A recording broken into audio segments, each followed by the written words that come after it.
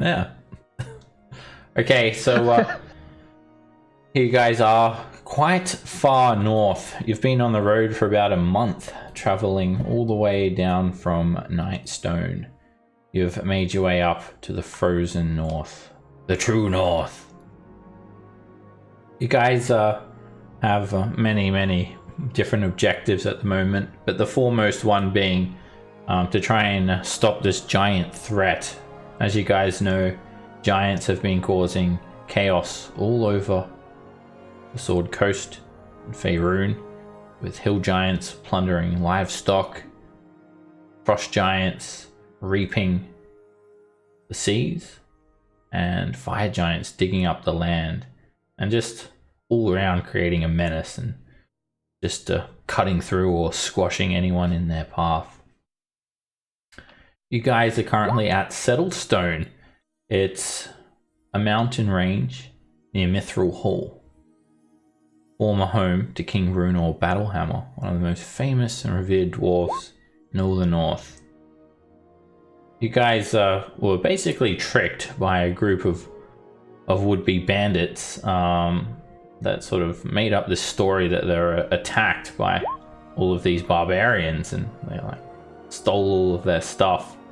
And you guys learned when you got to Settlestone that that's not actually the case. In fact, the bandits tried to attack the barbarians, but they didn't realize they also have the dwarves of Mithril Hall backing them up. There's some sort of alliance between the dwarves of Settlestone and this particular sector of the Uthgard barbarians, a tribe of Uthgard barbarians, I should say.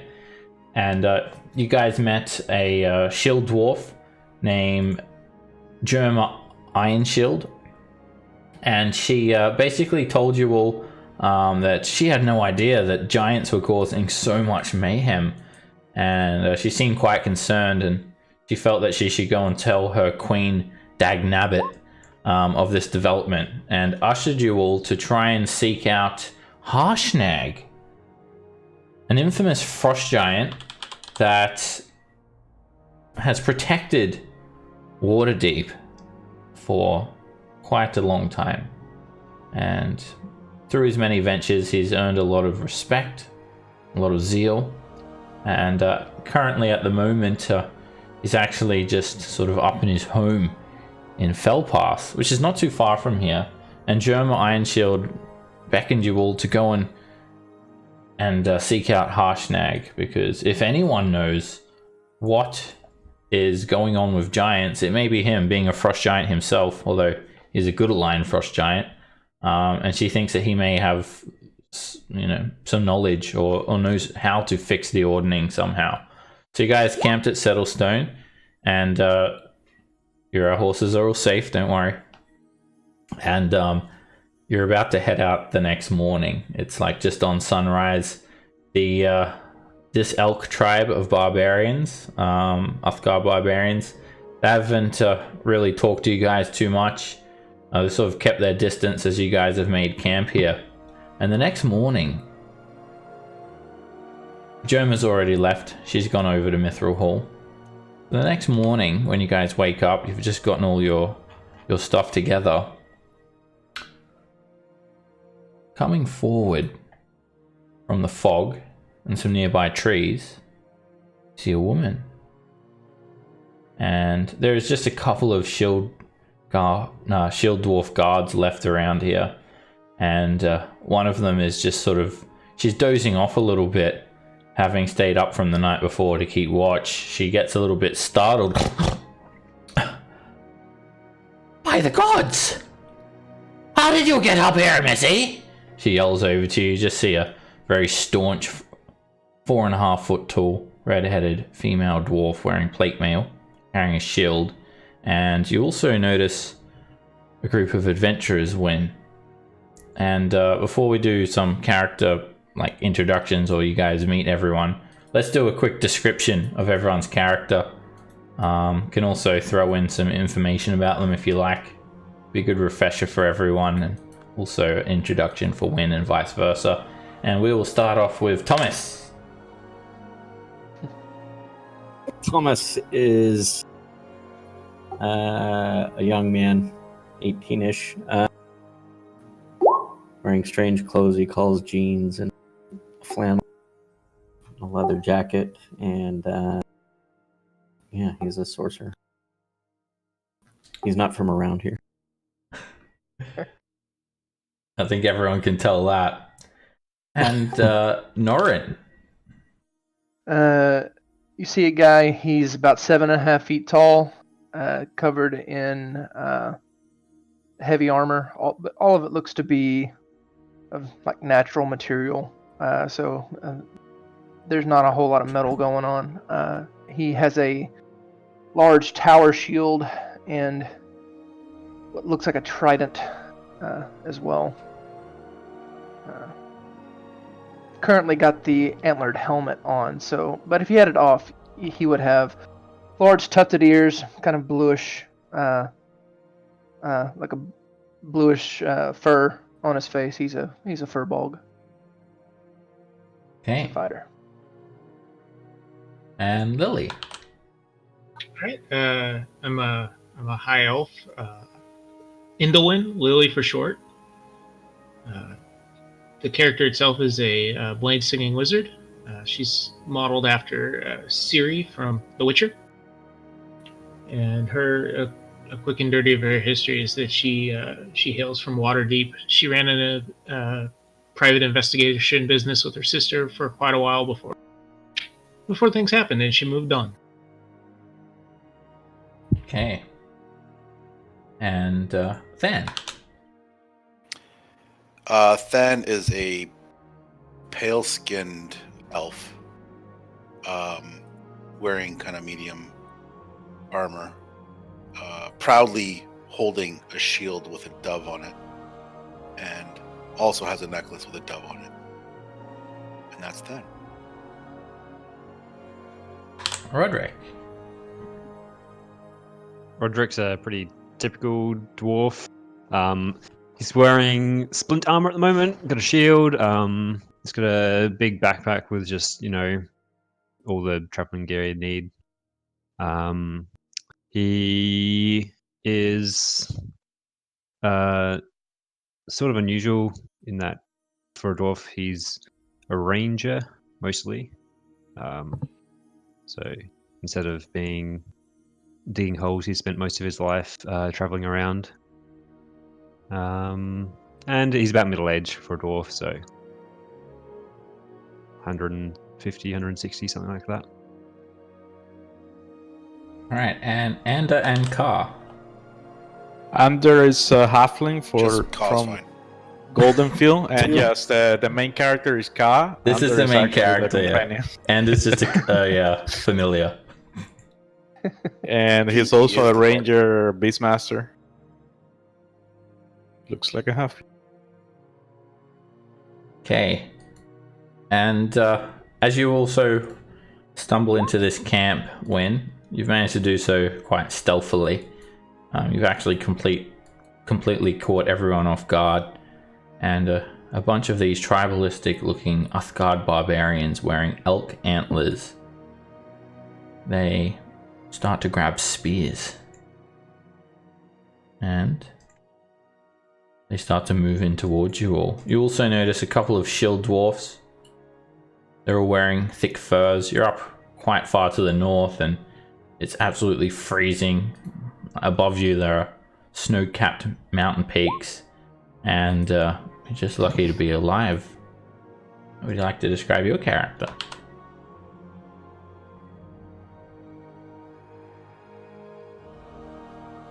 You're muted there, Jim. That's you type in the Discord. Hey there, Jen. Sorry, I was muted. I got it now. Can you? Yep, we can hear you. Yeah, I can hear you.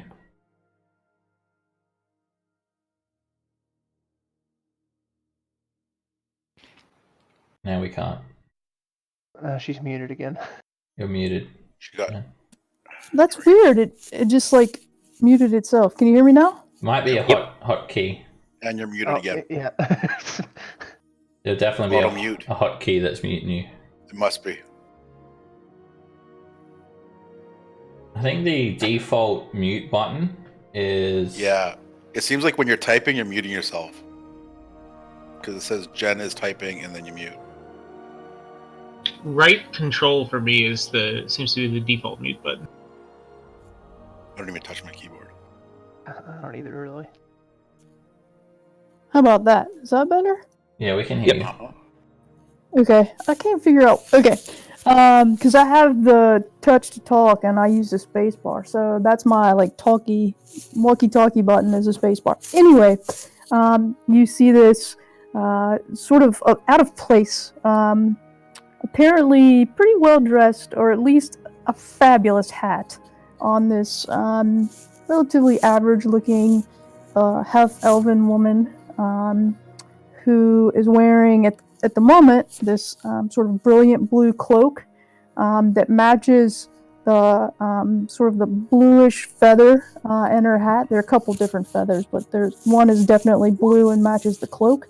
And she's definitely a little frazzled and immediately sort of starts talking just to sort of it looks like these elk antlered folks are a little jumpy, so she's gonna try to calm everybody down. Well, what's a meeting here? I've just happened to, I was just up the road a bit and got separated from my party, and I'm just a friend. When you present yourself like that, one of the shield dwarves, she takes out her battle axe and she looks over at the other party members. Do any of you know this fancy hat wearing? What is ya? As of about an 30 elf? seconds ago.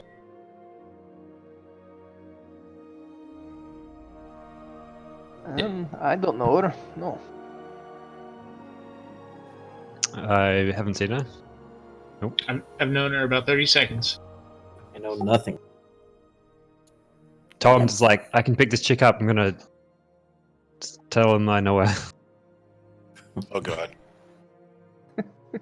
Don't do it, dwarf. The dwarven guard Do it. comes up to you when...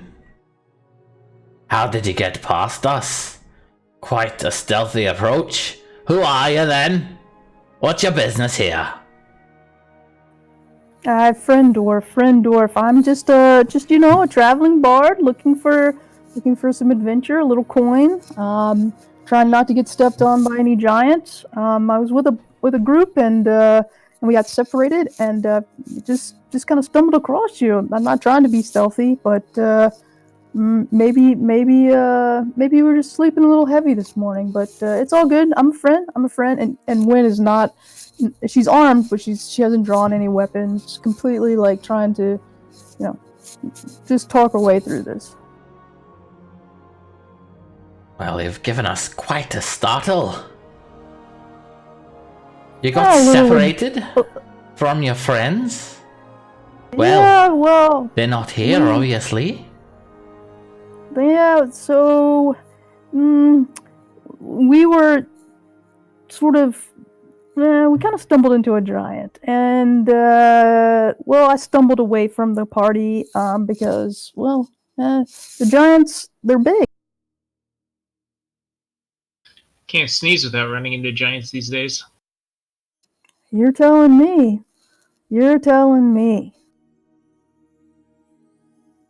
It's alright. She was telling you. Well, these ain't your friends, and this is no place for a petite little elf. These adventurers are about to head out, and I suggest you do the same. I cannot sway the bloodlust of these elkin warriors against anyone in their territory, any intruders such as yourself, Missy. If there's, We will share the road with her.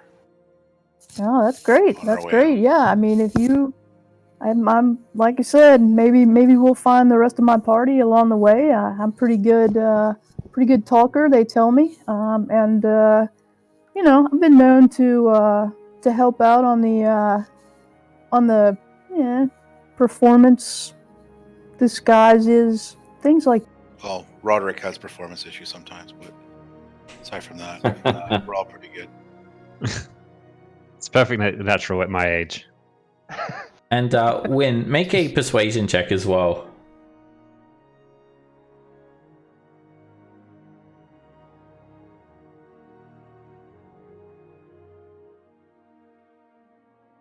Shield dwarf just sort of pierces you with her red tinted eyes. You seem harmless enough then. These are good company. Pardon me to be so abrupt, but you're far misplaced from your creature comforts up here, missy. Anything further to the north and you're in the spine of the world. Anything farther to the west, well, that's Mithril Hall, and that ain't no place for an elf.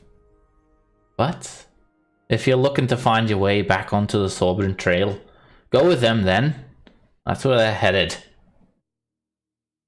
Alright then, well. Where are you headed, by the way? I heard you Silvery discussing Moon. plans. We head to Silvery Moon. Good dwarf. And?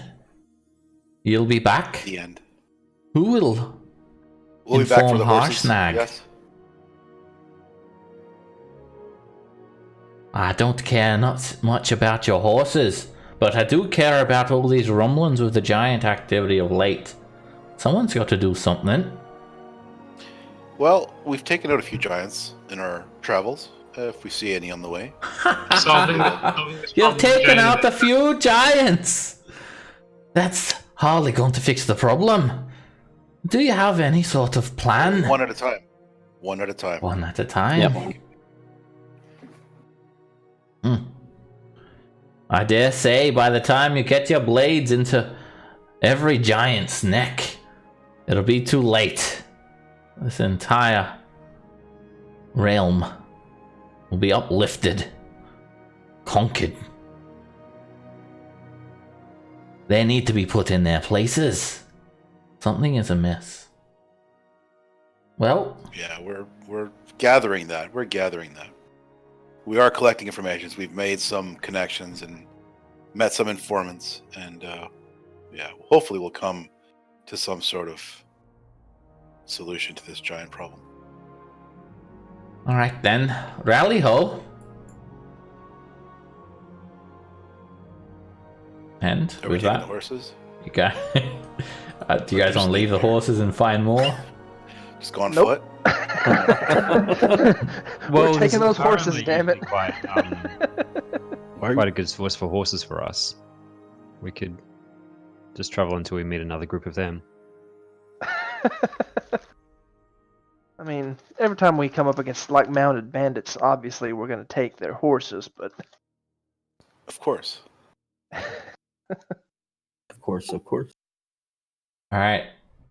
Wynn joins the party, and when you've got your own riding horse as well, tied up just at the bottom of this ravine, and you make your way down the foothills and into some open fields. It's quite hilly around this area as well, but it's just rolling hills of frost-covered grass. And the party say they're headed to Silver Moon to get to Everlund or Citadel Felbar. Which way would you guys I go would from say- Silver Moon? I would say Everlund. It's a lot closer. We have like a actual like active quest in Everlund. I think in Citadel both, really. Felbar. In Citadel Felbar, I think it's just we have like a letter of introduction to the king and queen. But I don't know if we have an actual like task there. Okay. Except maybe like rallying them against the giants. I don't know. Oh, you're right. We may find a That's- task when we meet the person that we've got there. Yeah. I kind of like the red path that Lily threw out. Yeah. I think we should definitely go after the sword. Yeah, it'd be Seems nice very to have. valuable. But before all that, Silvery Moon, and then What sword? The Giant Slayer. Giant Slayer Sword. Sorcerer weapon. Ranger weapon. Is it a short sword? Who needs proficiency? Short for some people, maybe. I think it's a great sword. I have no interest Yeah, I in think it was this. Giant Slayer, great sword, maybe. The Silvery Moon. All right, it's very They early do in the have a fighter morning, and they get lots of attacks. and the horses, they don't gallop as well along these sort of hilly expanses, but they still make good progress. It's way quicker than going on foot. So I just head along these grasslands, and halfway through the day, you head south, and you start to get onto the Sorbran Trail. Going along the Sorbran Trail, you guys are destined to hit Zamorvan Hall by sundown. And you know that you'll be able to stay at Zamorvan Hill again. As you make your way to a small fork in the road, there are dozens of hamlets, small farming settlements and villages. You start to notice a lot of them seem quite abandoned, and you pass a few more travelers that are escaping some of their villages because giants have attacked and destroyed their settlements, and a lot of them are heading west, just trying to get to safety through Mithril Hall or even to the River Moot. And they're just sort of nameless little villages, mostly humans, a few halflings, occasional dwarf or two mixed in with these refugees. There's small dirt trails leading off to all these various settlements, and you're about a couple of hours away from Zamorvan Hill when you're at one of these intersections. You can see the path splitting off. There is just a beaten old wooden sign. You can barely make out the name of some sort of farm that's off in the distance a few miles and over a hill, and then the main Sorbran Trail that continues through Zamorvan Hall over to Silvery Moon. And you notice your path is blocked. There is an overturned wagon in the middle of the streets. You guys wait, do you guys have horses at the moment? You do, right? I cannot keep track. Okay.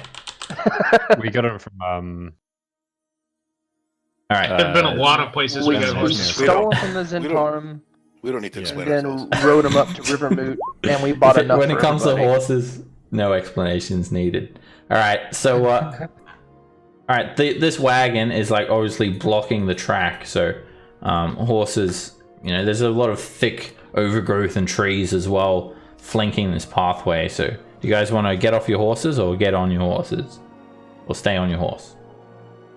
no, probably Does the get wagon? off and Is there a lot of like investigate. stuff that? Sorry. You see a bit of stuff is there a spilled lot of- out, some bags, Yeah. and you see a glimmer of a couple of gold pieces. And there's a halfling. He's just got a green cowl sort of shrouding his head, and he's faced away from you, and he's just sort of leaning up on this large square crate. He looks quite distraught. One of the wheels has come off the wagon.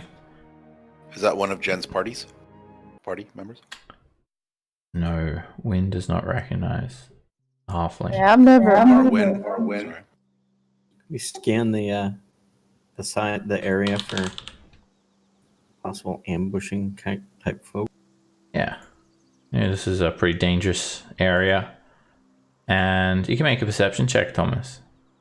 I'll also just put on horses if you guys want them or not. I'm No gonna one look would be in. on his. I'm gonna look in the woods to see if I can see anybody hiding as an ambush.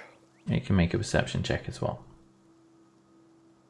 All right, Thomas, you take a look around. Can I- It's quite thick shrubbery all around you here, and I'm a Just- guidance. feel a bit of wind sort of breathing through the bushes, rustling some leaves. Then, what you notice is there is a rope around the halfling's neck. It runs down back behind his green cloak, and it's been carefully concealed underneath the dirt. And it runs up towards this tree, and again back down south into this lot of bushes. But Wow. the bushes are very, very thick, and the wagon obscures most of the view of the bushes. Something's amiss. The perfect spell for there- this. The halfling still There's a hasn't turned rope around tied. as well. There's what? Sorry. The Saying- halfling hasn't turned He around. hasn't turned around. You guys are only about 30 feet away from him. You can hear him There's whimpering. something amiss. Yeah. I let everybody know about the rope, and I call out, "Halfling, sir, Please, look at us." help me. And he only turns his head slightly, just enough to see an older looking halfling. And he's got a wrinkled face. And you notice there is a broken walking stick at his feet. He looks like pretty decrepit and old. My wagon, it got broken by some bandits. Please, my walking stick, I can't walk without it. Can you give me a hand? I'd like to walk up. If I see the rope, what would happen if I go- cast rope trick on that rope? It would it's tied up, so it would just like extend upwards. Let me check the spell. I'm gonna walk. So your plan is to hang him? Well, depends which end goes. you don't because need to, It might put him into the like he might be able to hide in there while we sort out the problems. All right. Well, the rope seems to be tied up at various intervals, Roderick. So it'll just sort of basically hang him. He'll get hung up like by his neck, and like it's attached to this tree. But you don't need to hang him because that's already happening. As soon as you approach him, you just hear this roar in Goblinoid, and suddenly that rope goes taut, and a heap of orcs jump out of this bush. They've sort of camouflaged themselves with these makeshift ghillie suits, and they pull this rope taut. It just sends a halfling flying up into the air about 15 feet and starts to choke him. Already you see his eyes bulge and his flesh start to turn blue with the macabre jig of death. And the orcs just run out to attack you guys. There is 7 of them, and they're armed with spears, crude looking shields, and they wear animal hides for armor. And no, he's not dead. But if you leave him, he'll die. At the moment, he's just sort of hung up there. And the rope basically extends from him up to this tree. And then there's like a caltrop that's been embedded into the ground quite fiercely. And then you see one of the orcs has like got the rope, and he's like, they've got it tied around the tree as well. And he's like in the process of just tying a knot in it, so he's going to stay hung. Okay, so you guys have fought orcs before, and none of them seem particularly vicious. They're all grouped together, and they just burst out of the bushes. I'll move them forward a little bit, so they're like out of the bush, and they just roar, and they come into attack. Thomas, you're up first. Wow. Let's see if I can burn the rope with a real subtle spell.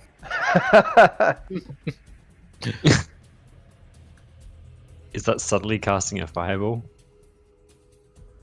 You're all gonna die. All right, we're gonna have to get a roll on the wild magic surge, Thomas, on the table. How can we not? If I can find my...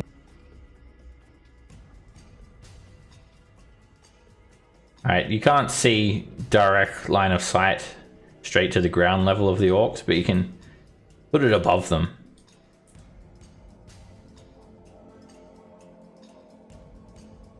All right, it will actually miss this one just because of like the radius and whatnot, but you hit most of them.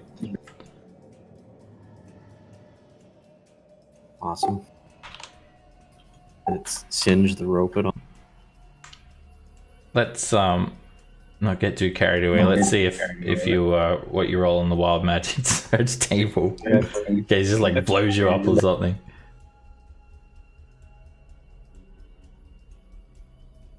Oh, that's nice. All right. You have your own sound effects.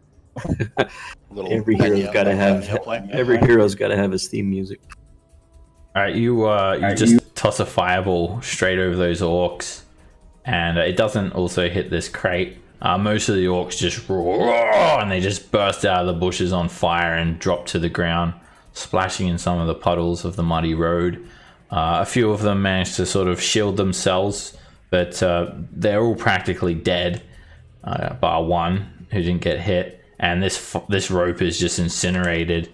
The halfling immediately drops to the ground and Dies takes- from the fall. he's badly hurt. He just falls on the ground like seriously injured. He's falling and he can't get up. But the couple of the orcs that survive, they're just infuriated and they run even more aggressively towards you all. Okie doke. Well, let's yeah, that's good for me.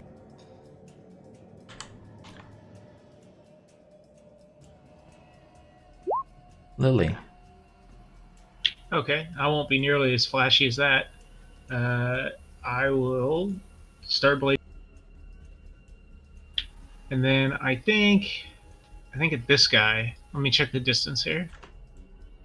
It's good. I'll just hold the dead against him. Alright, he completely ignores the spell. Just as I planned. It's my faint music interfered. If you planned it, you would have rolled max damage. He rolled enough, right? This orc, yeah, that's enough to for the orc to succeed. All right, the orc runs forward and he just has this spear in his hand. He moves quite quickly, rushes you, Roderick, and stabs you for 4 piercing damage. Oh no, my beard. Roderick. I'm gonna cast Shillelagh and then beat the crap out of him. Nice. All right, you just break his neck. One. Snaps his neck around like 180 degrees. Really more like 6 at this point. Yeah, well, 1 for me. Why are you 2. counting? Because- There's like 18 of them. You Or, just- sorry, not Lily. Drive the handle of the Thomas. quarterstaff straight through the orc's skull, just crushing his skull, and he crumples into the ground dead.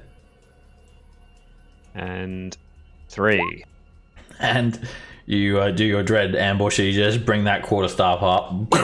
You hit him on the jaw, and it just snaps his head backwards, and he too falls onto the ground dead. Well, I'll say this is quite the party. Maybe I'll stick around. Well done. And Just you how we haven't roll. even seen Car yet. I mean, he's the best of us. I act like I did something. The halfling Just, is like, very distraught. Throw a firebolt into the. Oh, please. Please don't hurt me. I'll pick him up.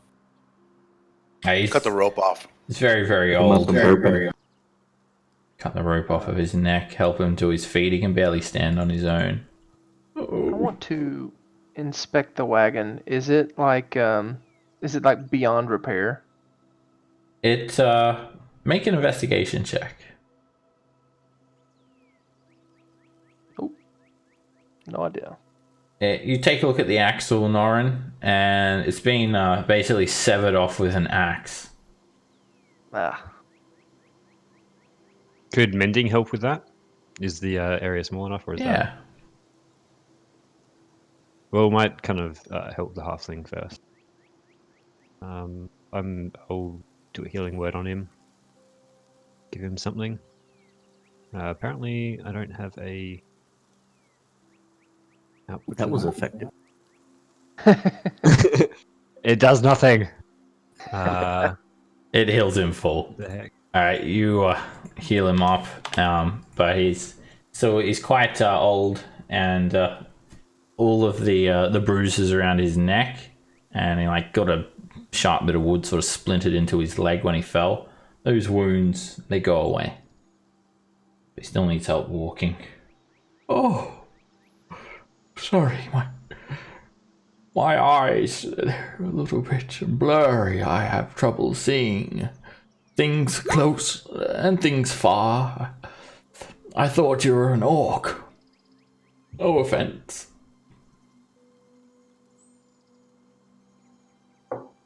That's got to be the smallest orc I've ever seen. Say dork or orc? Orc. Your nose must not work either, friend, because we certainly don't smell like those fellas. Oh my. Are you some sort of winged beast? I can't quite tell. Come closer, dear. What is that? Those fanciful colors.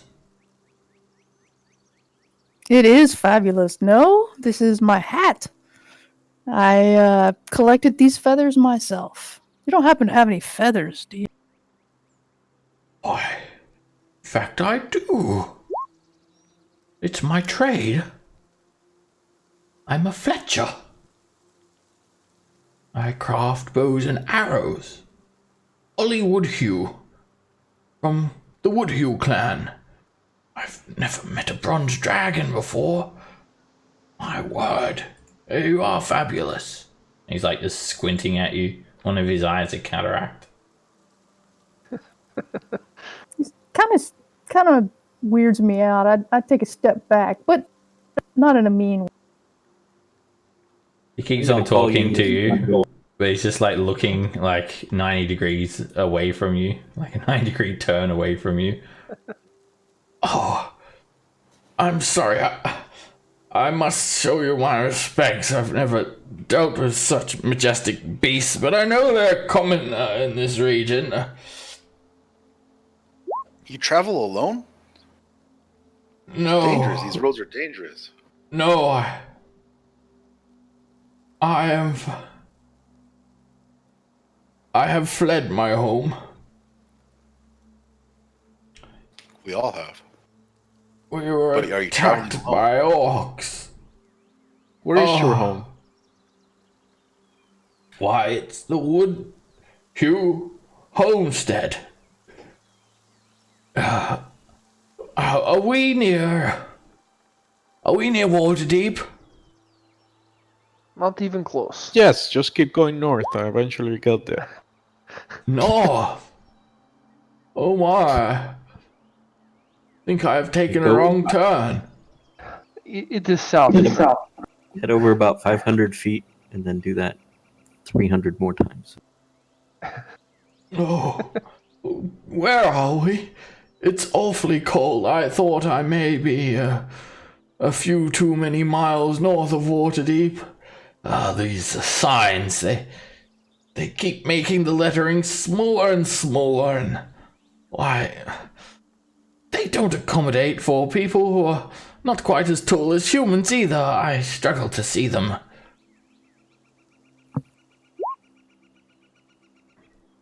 You know, you are off by how many miles would you say Waterdeep is, huh? A few hundred? It's a way. It's like Is he 500 technically miles away. blinded? I have no idea how you got up here. He's like, it's not the sort of blind that a spell could fix, unless it's like a greater restoration or something. Yeah. Well, I told you, You could help with the wagon.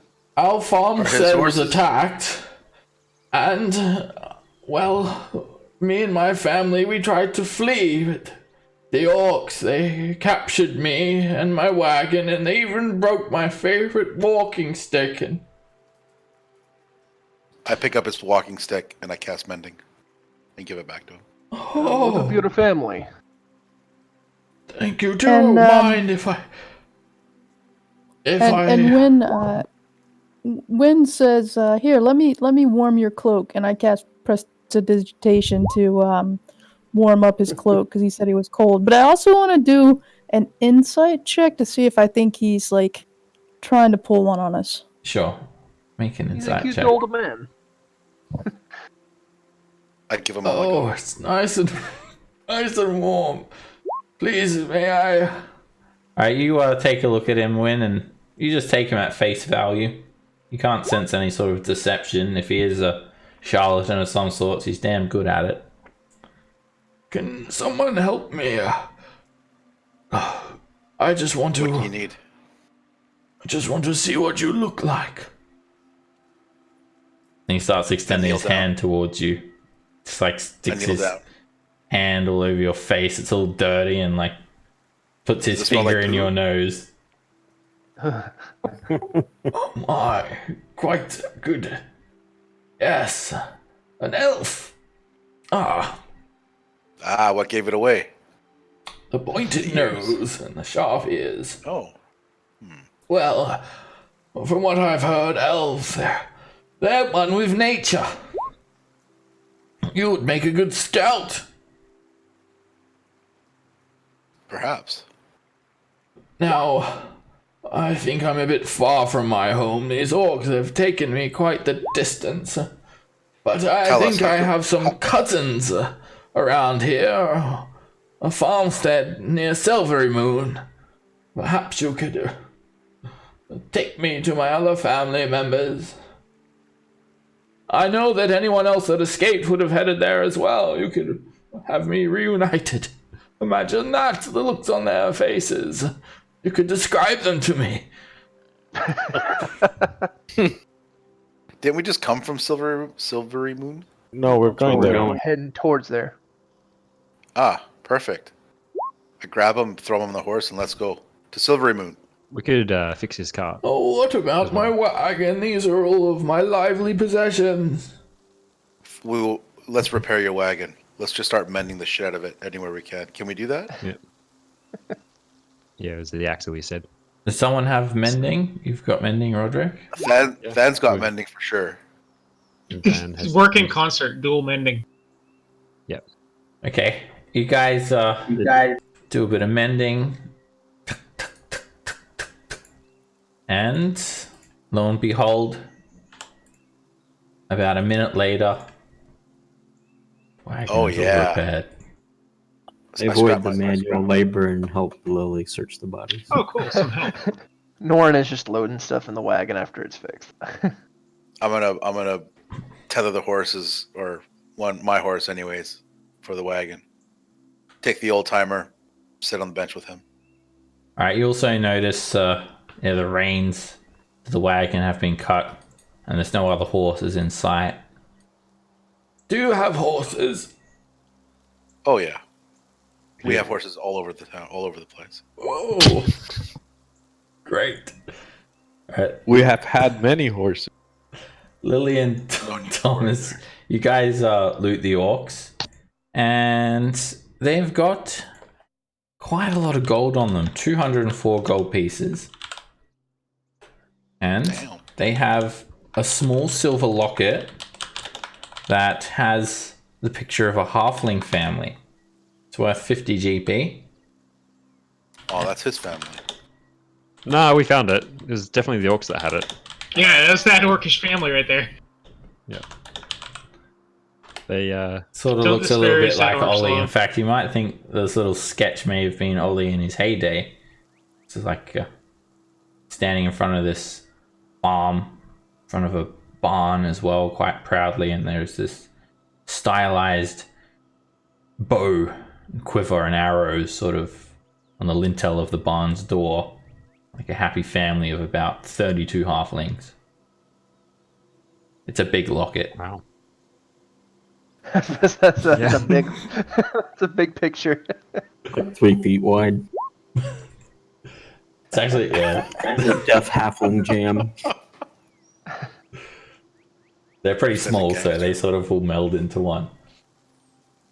All right, so what do you guys do with the locket? Whatever Thomas wants, I'm not too interested in it. Give it to the old man. For sure. I think you may have dropped this, Mr. Magoo. I was wondering what happened to that. Oh, please. Oh yeah, what is your name? Ollie Woodhue. Magoo? Woodhue. Ollie Oh, Woodhue. Yes. Is that which kind of hue is that? Is that like hue with a like for cutting or hue for a color? Hue Or is like in hue and cutting. Wood cutting. Oh, okay. Yes. Yes. It just you were sort of brown with the dirt and stuff. I couldn't really tell. Was that? Was I? Well, Oh, just a little. thank you so much for returning the locket to me. I'll be sure to reward you all. I have a family heirloom that should be waiting for me. I've never got around to picking it up from the farmstead near Silvery Moon, but it's yours if you can get me there safely. We'll get you there safely. Your company's reward enough. All right. Onward. And he points forward on the road. You guys are going like exact opposite direction. All right. I'll go the opposite just- direction. Turn it around. Turn him around friend. without him noticing. I do want to grab. I do want to grab like 3 javelins from the orcs, like any of them that are not like burnt to a crisp from the fireball. Sure. Oh, you got the javelin. Yeah, you book. can get Like 3 javelins. Cool. And, 850 javelins in inventory. Do it. I can't carry them like you I've done could it. arrows I've done though. Reminded No, I of have an archer that collected. May the core be with you. Alright, traveling with the wagon will slow your travel pace a bit, but you shouldn't be on the road for too long. You guys have, I think, 5 horses. At We have least. 6, and then Wynn had her own. If we see any people on the road with horses, we'll just kill them and get more. If you need an extra horse to pull the wagon, I can hitch you up and jump on the back. Thomas is gonna tie his to the wagon and sit up on the Shit, high the side. wagon's become like the social wagon. I love it. Everyone's on here. It's gonna be like a 6-horse do team. this shit. No, Norn is gonna be riding his own horse, like not on the wagon. Yeah, I think you guys have it under control. Although the social wagon does sound kind of. We'll It sing does songs. sound like it's the fun place to be, doesn't it? We'll sing songs, tell stories. But he with, jumps on the bandwagon. Just don't Yeah, step but in with line. Tom's spectral music, it is literally the bandwagon. Tell you stories of flying machines and giant Exactly. orange bridges. All aboard the bandwagon. Let's go. Kaz starts dancing with the music. You guys Yeah. head on, continuing down the Sorbran Trail. And a couple of hours later, you arrive again at Zymorven Hall. And Lord Zymorven, he greets you all and he has your horses stabled. And once again, you're welcome there. So just this, fortification basically overlooking the Rawvin Road, which you've now hit, and you can sort of see the sickly, foggy landscape of the Evermoors when you look out the next morning. Everyone take a long rest, or basically instead of that, just Roderick heal your 4 hit points, and And my 1 spell slot. and 1 spell slot. Any messages we want to send out before we sleep? Anybody want to send don't out their talk to mom? those, bandits. Tell them Send one to the giants. We're coming for you. Yeah, that fire giant. Just be like, I saw you picking up that artifact. We saw you digging that. We have Can eyes you over ask there. that? You will die by Cloud snake. Giant friend saying we want to ride the Golden Field. Are you able to ask that paladin if he's still alive? Who? The guy who suicided into Nesme. The Order of the Oh. Okay. The suicide guy. Oh yeah. I can't even remember His name is the suicide guy. Canon now. Mr. Do Good. Send him a message. How you doing? He probably won't even talk to me, but I'll send a message to him and just explain to him who I am, what I'm doing in his brain, and that he can respond That he can never be if you're free of you. alive. I eagerly await your message. Alrighty, you're using sending. Okay. You send him a message, and nothing. No signal. Oh, he's dead. Either he's dead or he doesn't want to talk. It's Can I tell if the person received it, like on an iPhone? You know, you get the little fucking check mark. You see three, you see I get three it? dots Do I for a get it? moment, but then Yeah. they disappear. You just Type it get back like, and then nothing. I'm Type it sorry, back and then nothing. this number is no longer Yeah. available. This Or do I- number's been disconnected. Little ghost, little ghost Yeah, the spell fails. It just straight up fails. Oh, he's fails. dead. Okay. It doesn't consume your spell slot, Dan. So for that brief moment of the night, you've still got all your spell slots, and then you take a long rest, and you get all your spell slots Gee. back. It's hardcore, man. Okay. Didn't even consume the spell slot. There's nothing much happening at Zymorphin Hall. As you guys know, the sword that you guys are after is most likely in Yatar now. And now you continue on to Silvery Moon. It's about, how far is it? 60 miles. It's going to take you guys 2 days to get there from Zymorphin Hall. You guys saddle up the next morning, your horses and the wagon. They're all waiting for you, and you guys start heading your way over to Silvery Moon. The first day of travel, you just encounter some more peasants fleeing their homes, and they tell you that a fire giant basically completely destroyed their home, and some of these people there's like a group of them. There's about 30 of them or so, and they sort of stop you guys on the road. Big angry mob. And one of them sort of speaks for everyone. They're all mostly human. And this man looks to be in his early 30s. He's wearing some armor, and it doesn't look like it's ever really been used. And he has this long sword, and he has it out, and he's swinging it around, but it doesn't really look like he can use the sword either. And he sort of starts to petition you all. You there, adventurers. We bid you join us. We are going on an incursion. We are going to scour the mountains and get revenge on those who have taken our homes from us. One question: do these guys have horses? I'm just kidding. There is not a single horse inside, There might be more than one question. and there never will be again. Who was staking your home? Fire giants. They came into our homes. We stood at arms to defend them, but they stomped over, destroying our buildings, and started raising the land, digging up buildings. A group of them. Was there one with a large sword?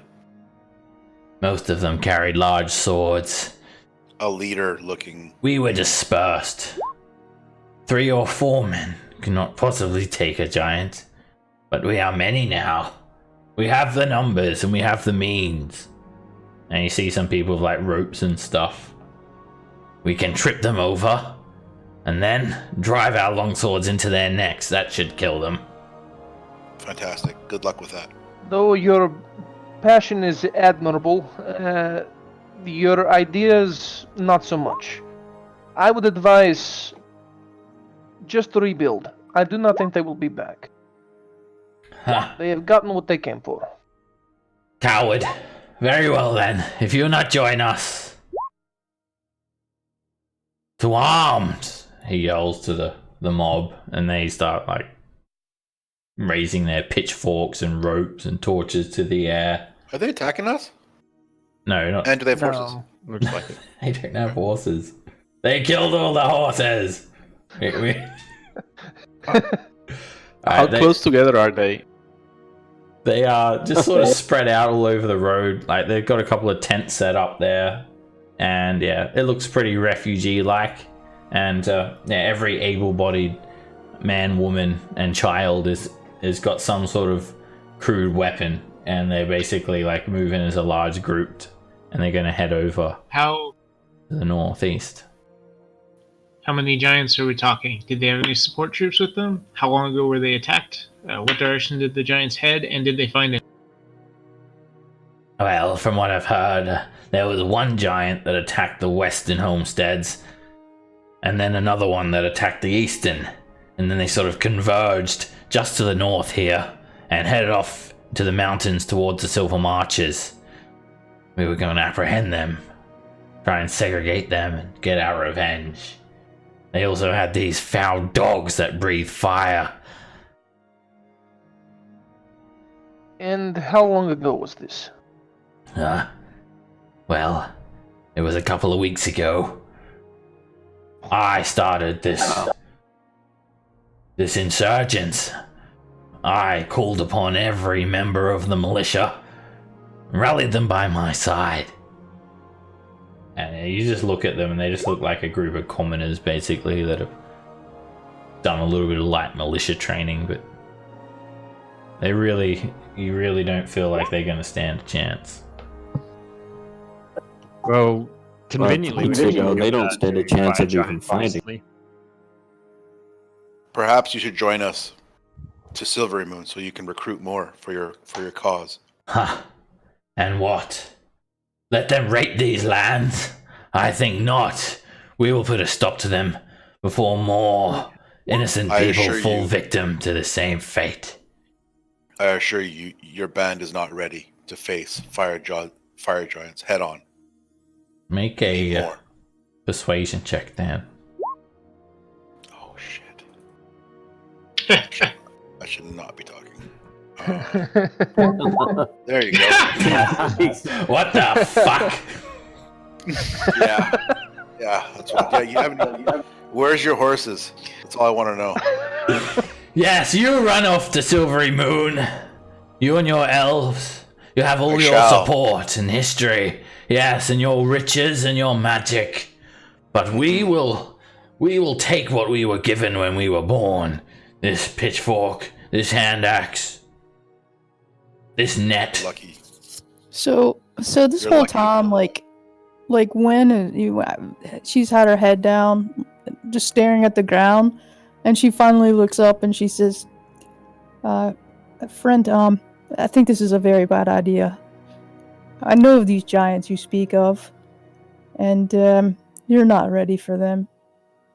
And then she just sort of looks down, sad. She doesn't want to say anything else. Some of the other folk around, they sort of hear you proclaiming this, just like a big group sort of spread out around the road here, and they start looking up to you. And you can make a persuasion check, Win. 3. The number to beat here is 3.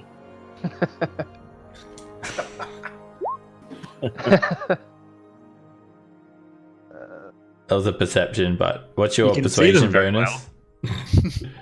Definitely. Whoops, sorry. None that- are hiding. What's your persuasion bonus? 10, isn't it? Plus 10? Yeah, Okay. plus 10. Alright, you get a 23. And a couple of the other folk, they start to look up at you. Maybe she has a point. That's a very fancy hat she has. It looks magic. She's an elf as well. And if she says we can't handle them, why, what chance do we have if she feels threatened by them? That's what I said. That is a fancy hat. You do not have the fancy hat. Silence, Adam, no. weird-looking elf man.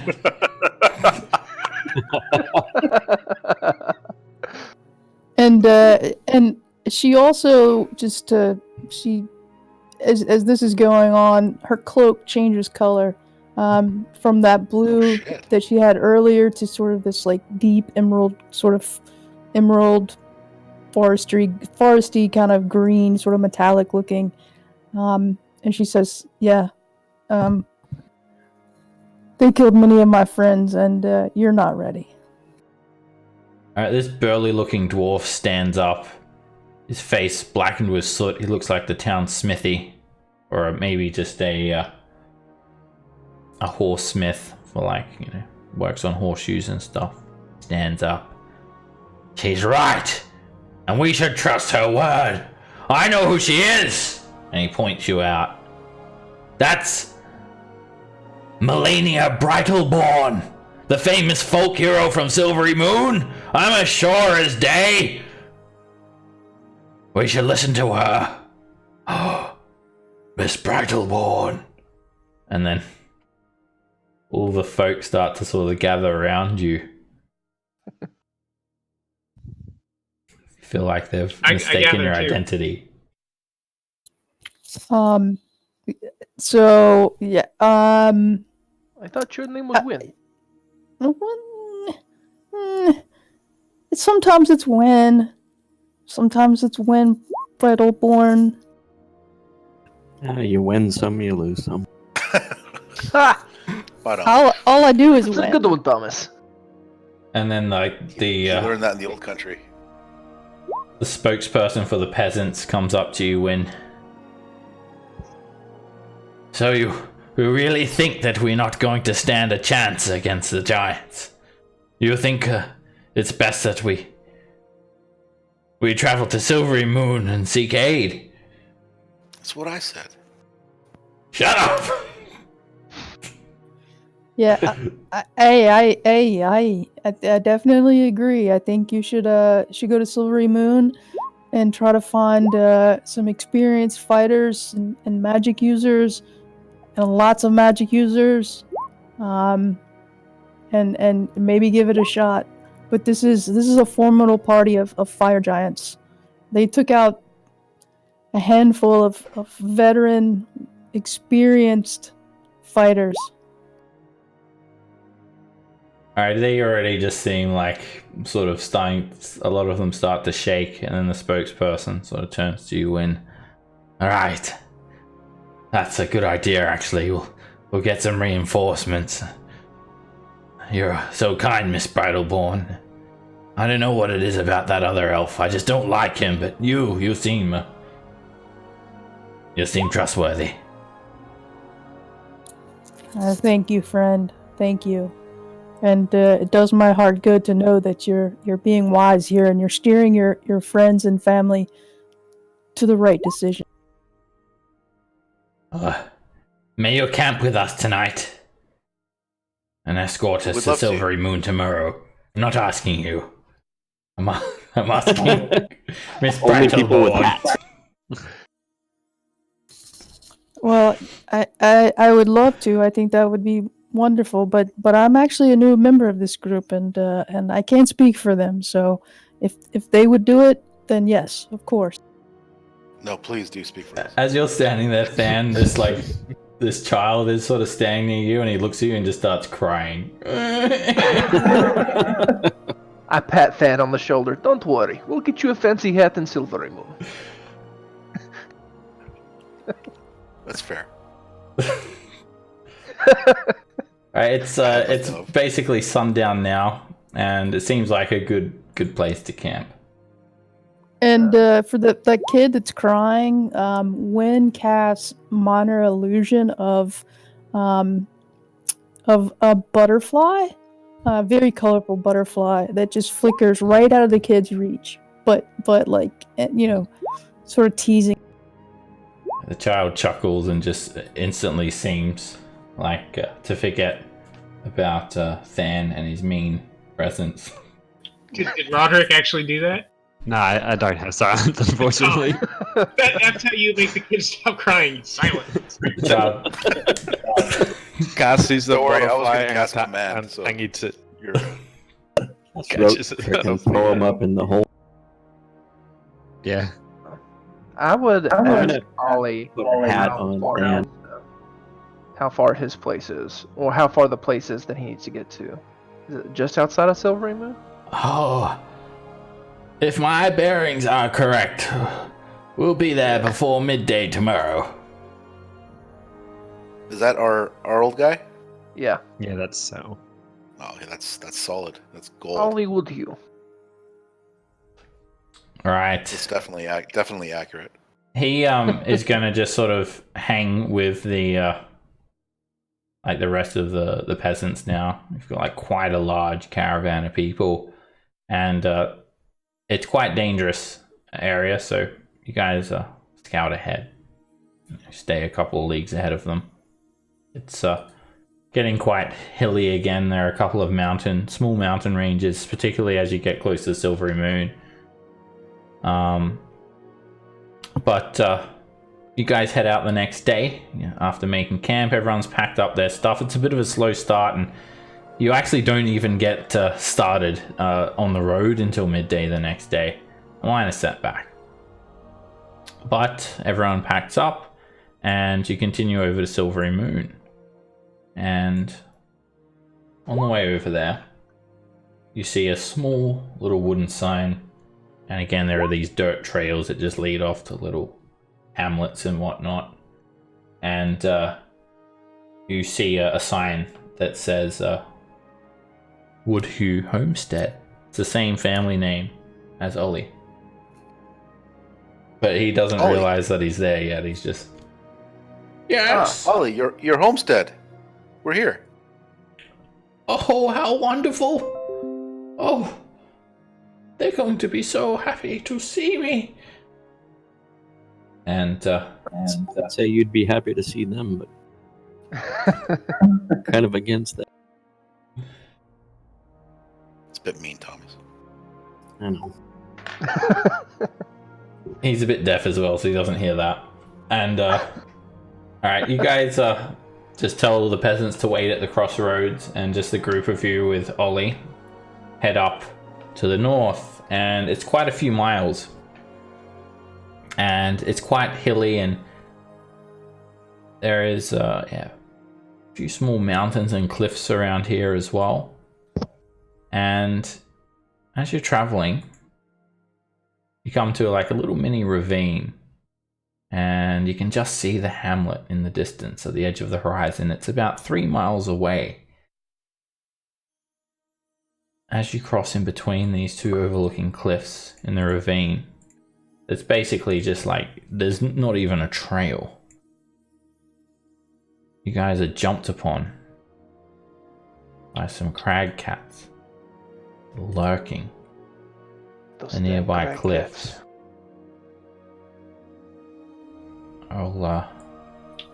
They wait till just the right moment when you're in between two little bluffs. They are perfectly camouflaged with their environments, and they just all pounce at once in unison. And I'll go over to a map. They are white-furred mountain cats. They can be found in just about any environment except for deep forests. And they are avid predators. They are made for hunting. Quite large mountain cats. And I'm going to roll initiative. They're going to need the horses. Do we want any pet cats? The cats also Well, if do one- not. They do not have horses on themselves either. Just in case anyone's wondering. If one eats a horse, well, it's got to replace it, obviously. All right, they all leap down in unison, and I'm going to determine surprise. They have advantage on their stealth check because of their non-detection. Damn it! Come on, Norin. Really? Oh man. They completely Jesus. catch you guys by surprise. So everyone will be surprised. Oh man. Does that use my? Let me just fix up the turn order. I've got to take out car and the riding horse because mounted. Make sure I didn't forget anyone from the turn order there. Yeah, who am I missing there? I think you're missing me. I think you're missing Win. Okay, I got you there. Alright, so you guys, everyone is surprised. You cannot take an action or a reaction on your first turn. You have advantage then? No, you didn't roll me. In. I did. You got 15. Oh, sorry. I looked at their list and I 14.14. didn't see it. Sorry. I got you. Okay. Roderick, you're surprised. Oh, I better roll the horses in because Oh, do we just end the turn? I think there's one horse that's not mounted, so it's just going to do horse stuff. All right, Roderick, you're surprised. The horses, they've got no idea that the crag cats are about to pounce down, and one of them just pounces straight down. Actually, where is it? It gets a run up, and then pounces down onto the riding horse. And it sort of just jumps down, claws first. They're also like elevated a bit, and that misses the horse. And then the crag cat just sort of lands next to the horse there. When you're surprised, Andy, you're surprised. Next crag cat, it leaps, and it just leaps onto the next horse. Claws first, pounces down, and it rips into the claw with these jagged black razor sharp claws. Whoosh! And the horse, it like the cat basically lands on the horse, but the horse doesn't get knocked over. It keeps its footing, lets out a loud whinny. Thomas surprised, Lily surprised, Van surprised. This crag cat, they leap down with a bit of a run up, so they get a good 20 feet run up, and this one just leaps at you, Norin. Actually, it jumps up. You sort of notice it as it leaps from the nearby cliff, and it's got its massive, fat, white-furred claw coming straight at you. And that's it. It hits you for 10 slashing damage, and the force of it hitting you requires you to make a strength saving throw.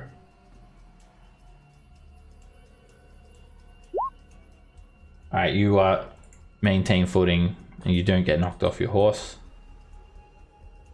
This crag cat takes a run up and leaps in at Roderick.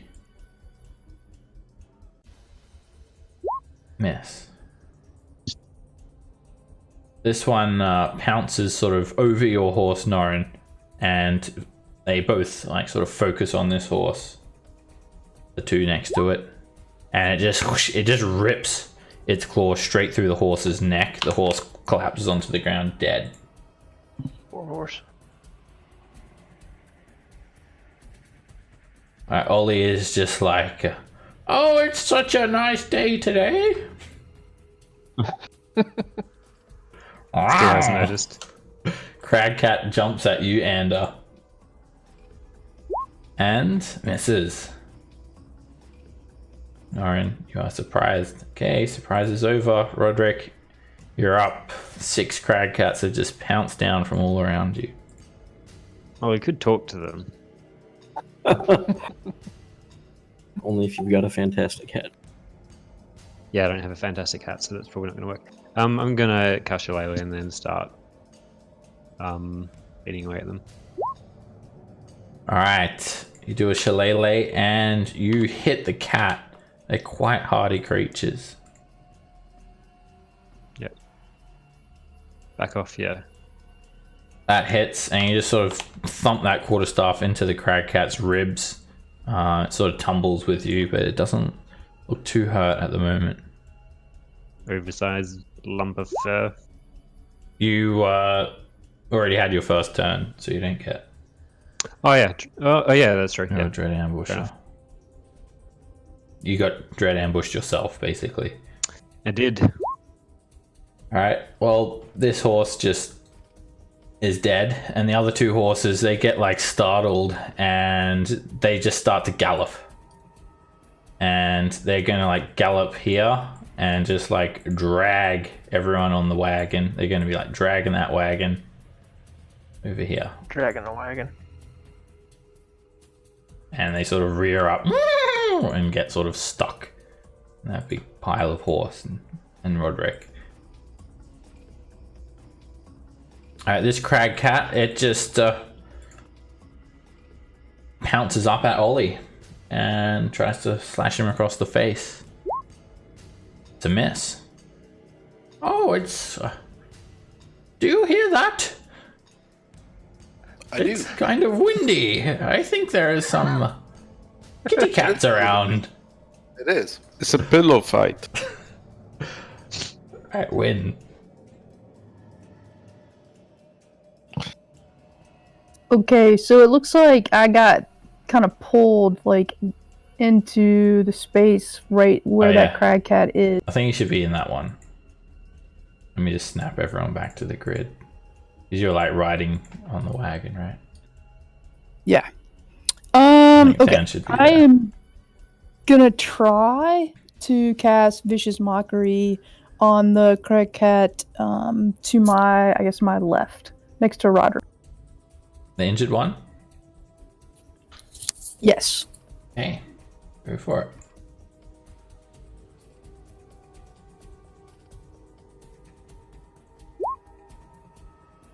Alright, Good one. the crag cat has advantage on this saving throw. They are sort of highly resilient to magic, and the spell is reflected back to you, Win. You have to make a saving throw against your own spell. Oh my. Would this be a situation where you're just like, oh, I made fun of myself? It's able to just basically, there's some sort of I'm rubbering your glue. anomaly with the arcane weave, or these cats are magically enchanted and it just turns the spell back against you. You have to make a wisdom save. Alright, you end up just feeling the spell rebound and you're hit for 7 points of psychic damage, and you have disadvantage on your next attack roll.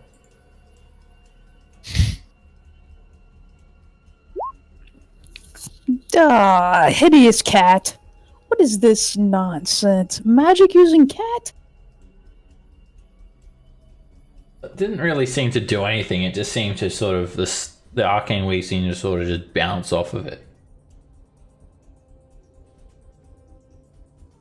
And any movement or bonus action as well, Win? No, I think I'm gonna stay where I am. Okay. I'm good. I'm done. Alright, when your turn is done, click your token and you'll see end of turn button. A macro will appear on your screen. Hit that one, or in the chat box there'll be that little pink EOT button. Hit that one and it'll end your turn and move on to the next person.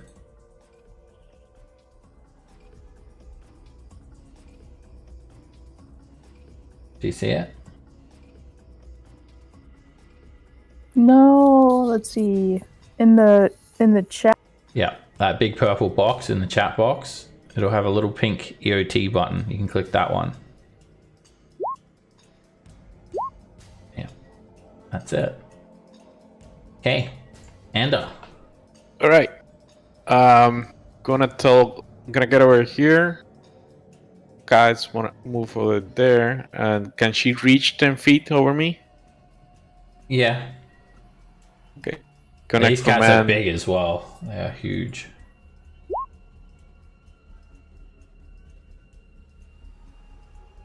Okay, I'm gonna command Ka to buy him.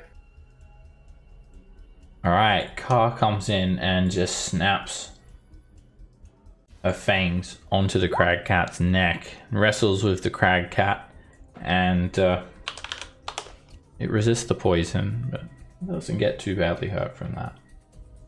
And I'm going to cast Hunter's Mark as a bonus action. Cat. And swing with the rapier. But I miss. That is a miss.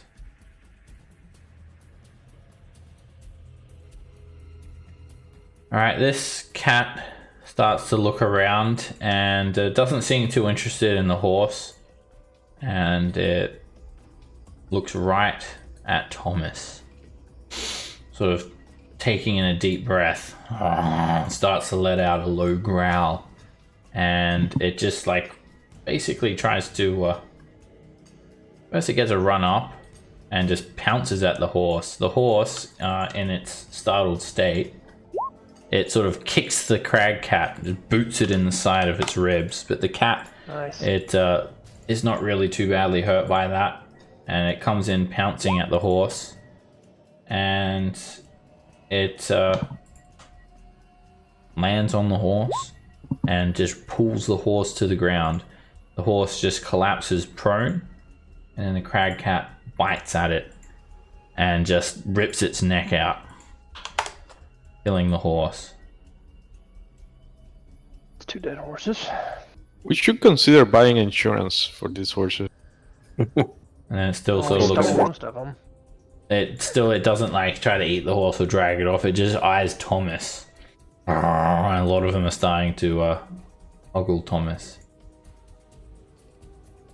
That's not Who good. who wouldn't ogle Thomas, really? That makes me a little nervous, so I'm gonna Oh. stand up and Anders is very nervous right now. Alright, Thomas, let's get a roll on that wild magic surge table, shall we? Fireball will be classic. do it. there. Alright, for the next Oh minute. my god. Alright, the wagon catches on fire. Fuck. It's not being carried by the horses that are alive. The horses are not carrying the wagon. No. Damn. all right. Well, Alright, going yeah, to- the wooden planks underneath your feet, they alight, and then you step forward and you just create this trail of fire. It starts to rip through the wagon. Feel bad for this man's possession. All right. It's nice and warm Sorry, today. And then I'll quicken a fire. Actually, yeah, a firebolt. More fire, huh? Yeah, why not? Fire.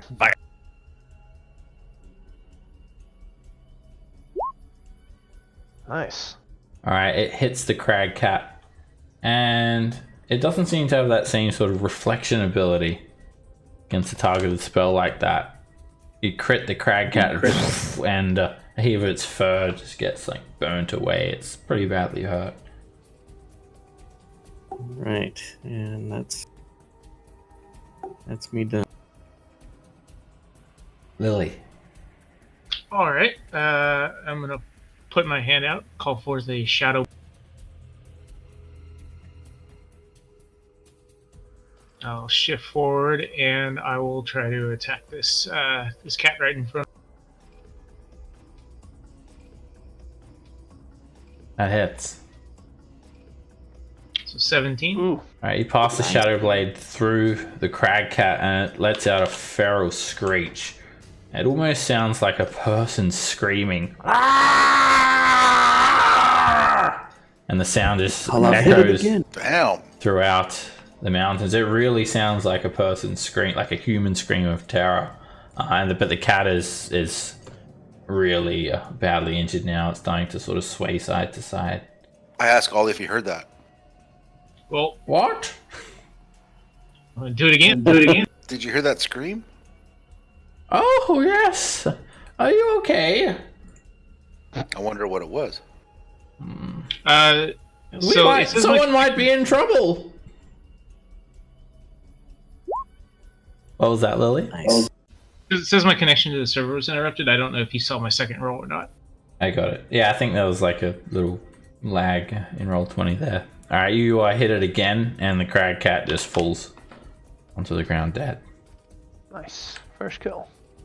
Excellent. And the entire time I was doing that, I was frowning at Thomas for setting everything on fire. Don't judge. There's definitely eyeballing him. See, we Can't will. help it. I'm on fire. I'll just shift forward. Call that a turn. Man.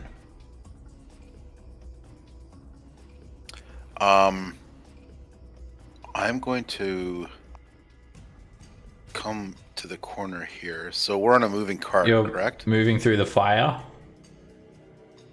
There's actual fire and flames. Yeah, Thomas catches things on fire. He like walk through and the wagon is on fire now. The heat mines.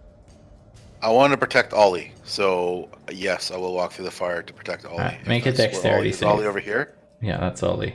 Who's the blind one? Yes, that's Ollie. You're in. Yeah, give us a... Can you say dexterity save? Yep, dexterity save to go through the fire. Alright, you sort of jump through it quickly, Than, and you take 2 points of fire damage. Okay. It's worth it for Ollie. And I will cast Spirit Guardians. Okay. No, I Nice. won't. No, I won't. That's a third level. Psych. spell. Yeah, forget that. Psych I'm stabbing at Guardians. this thing with a short sword. Yeah. Yeah. How short? Very short. Like that. It's a That crit. short. Nice. Nice. Alright, with sneak attack as well. And you just stab the crag cat straight in the neck. The blade goes in deep. And the crag cat lets out another human sounding scream. Ow! And, this? and my turn. I'm gonna stay close to Ollie. Alright, this crag cat provokes an opportunity attack from you, Norin. Okay. It moves over here. You just narrowly miss with that trident. Of course. And it just goes straight for Thomas. Pounces him. Thomas, roll a 1d20. Comes in, jumping at you and trying to claw you. Oh, and he gets. Alright, it does. The cat lands on you and make a strength saving throw.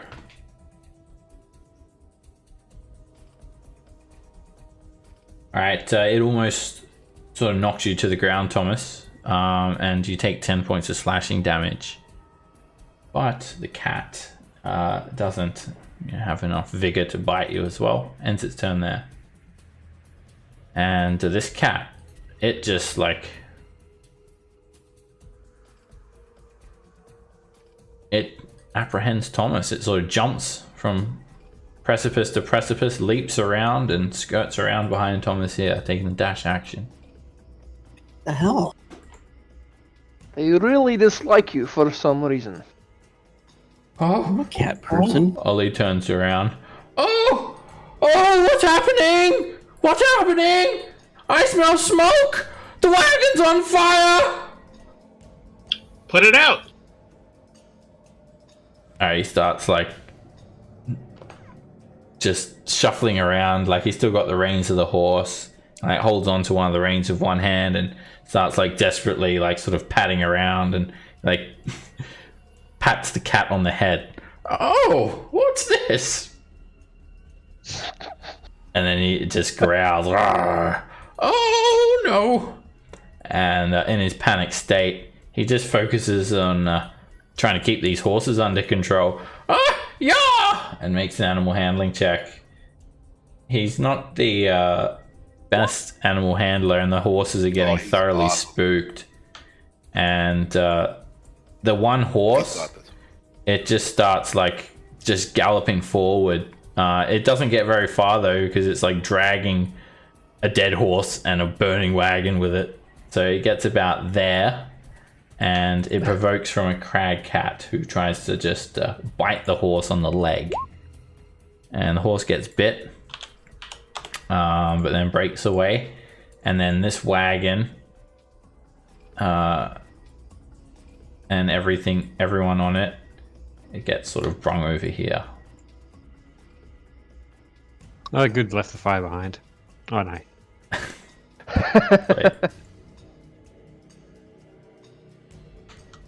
Alright. And you just like basically get brung up right next to one of these crag cats' open mouths, and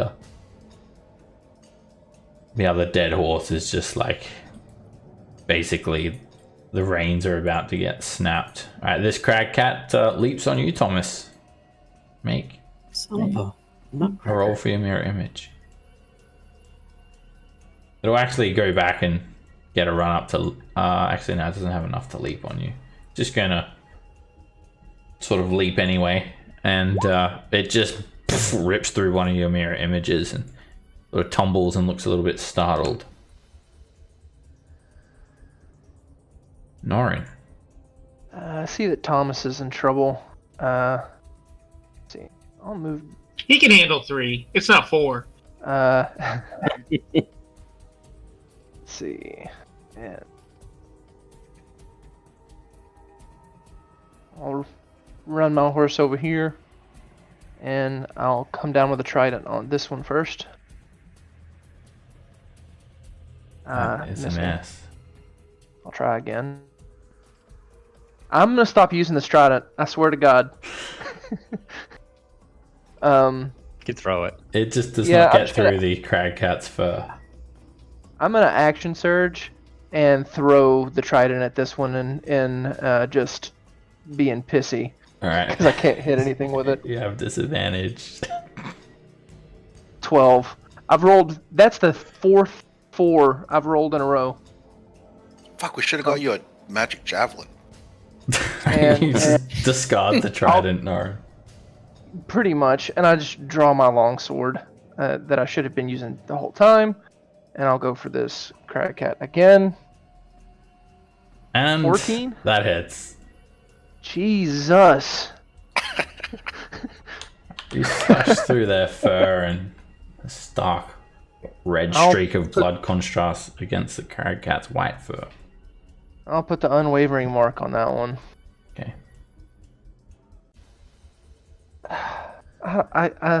Ugh. I'll go pick up the trident later. Roderick. I'm gonna try to put the fires out with one of the. Ooh. Alright. So 30-foot radius, 30-foot cube. Actually, Okay. You make it rain. And make it rain. it just, you hear all the fire hiss as the rain hits it, and it douses the flames quite quickly. Show off. and then I'd like to move over. Can I get through? Can I get through that gap with the horse, or is it go around? You would have to make an animal handling check to get through that gap. I can And try that. Ollie just looks up. Oh, damn, this weather today. I wasn't expecting rain. Yeah, it's quite crazy. You're able to maneuver the horse through, Roderick. So Costs you come up like to 30 feet to get to like an empty space over here. Yeah. somewhere right there, and yeah, is I got the horse selected. Alright, this crag cat it just as you're being sort of pulled past the crag cat on the wagon there, and it's just going to try and claw at you. Okay. And it misses. Let me just snap you to the grid there. Actually, I think it should have been like that. Something. Doesn't matter too much. Win. You're up. Okay, I am going to bonus action give Bardic Inspiration to Than, and I'm going to take my action to attack the crag cat that's near Ander at disadvantage.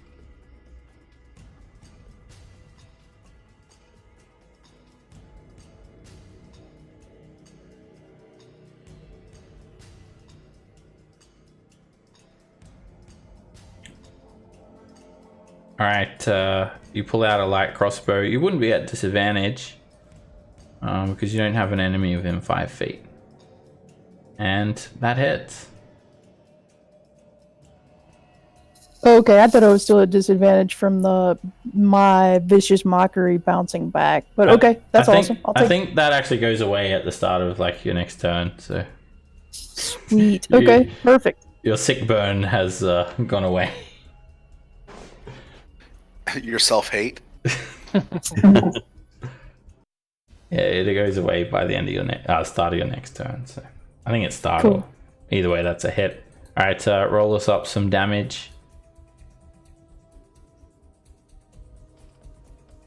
In the chat box, you got to click where it says light crossbow for the damage. That's the one. All right, very well placed bolt. As the crag cat tries to claw at Ander, you just sink a bolt into the crag cat's neck, and it is left very badly hurt. And it lets out this. Are they humans? Ander. Okay. Ender is gonna command Ka to bite this one over here. Or basically, Car bites that one over there and commands you to attack the other crag cat. That's how it works. That's exactly how it works. Alright, Car just like leaps from the wagon, just like a flying snake, and just like attaches itself, one fang in each of the crag cat's eye sockets, and the crag cat just tumbles onto the ground dead. And the cat looks at me and tells me to attack the other one. You'll miss.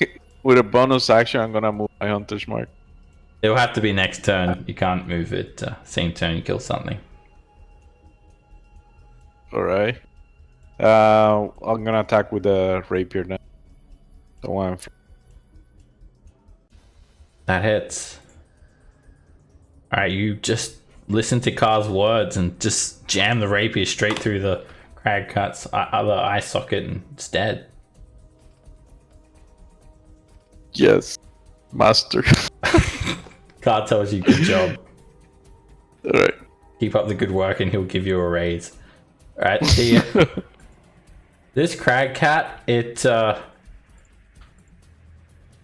wants to eat Than. And it slashes with a claw. Eat dove. Hits. And just rips that claw over you for 9 slashing. And ends its turn. Thomas. Right. Feeling like I need a little more protection. Take a little mage armor.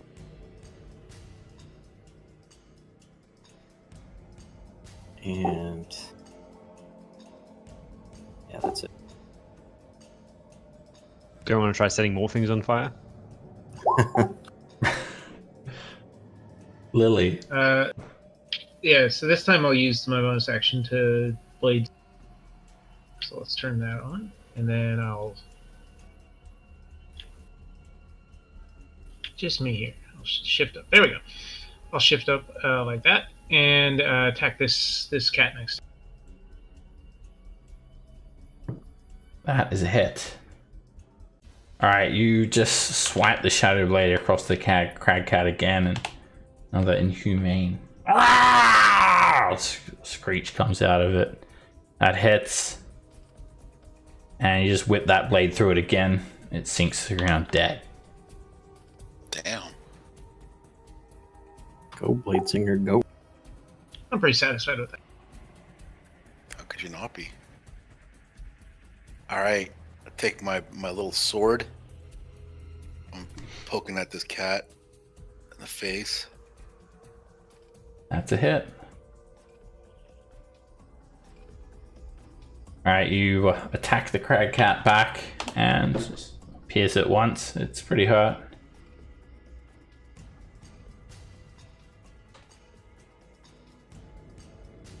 I think that should be it.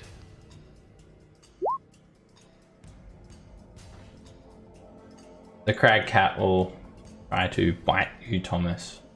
Roll for mirror image. Ow! It's a miss. Oh. This is everything. Alright, Ollie's horse is out of control. Whoa there! Whoa!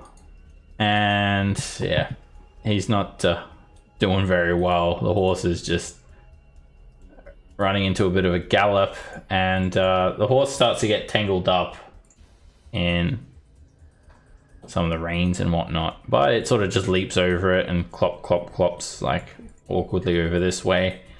And Ollie, Gwyn, then taken with the wagon. The crag cat's going to lure at the horse and just hits the horse. The horse just collapses after traveling another 15 feet.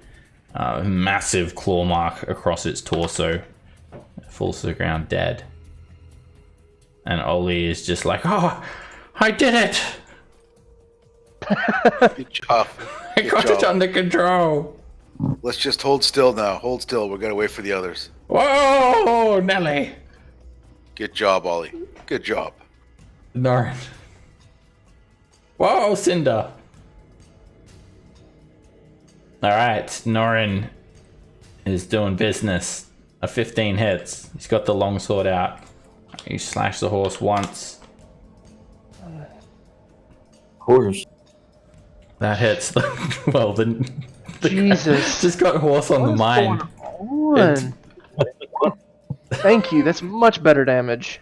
I'll put the unwavering mark on it. Alright, a couple of good slashes and the crag cat starts to get weary. I'm not going to move from there. Roderick. I'll move up around and just beat it with a stick. Or not. That is a miss. And another miss. You trip over, your horse trips on Norin's trident a bit.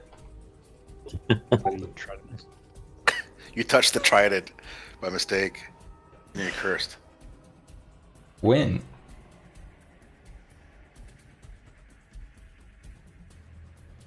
Gwen is furious that Cinder is gone, and she jumps up on the on these crates and fires a crossbow bolt at that crag cat.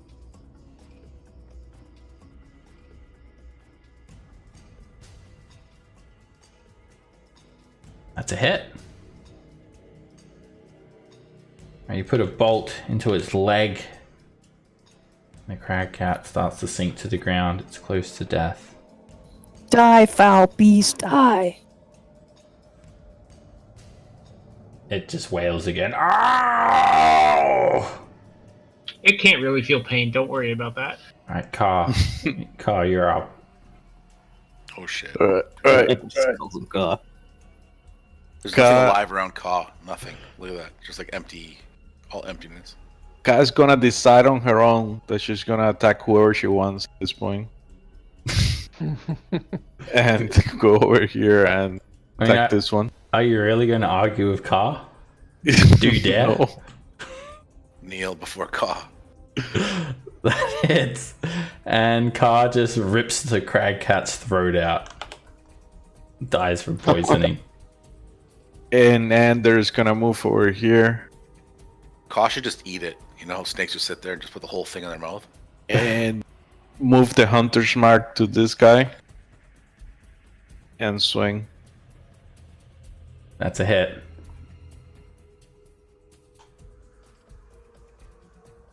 Alright, you tumble forward and sort of leap upwards, and when you do, you put the rapier straight through the crag cat's neck, killing it.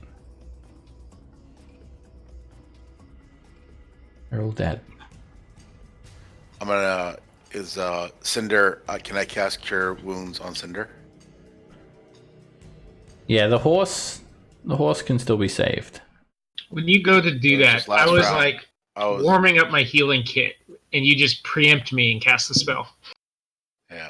Is there more to this? Cinder gets. You can use it on the cats. Gets 12 hit points back.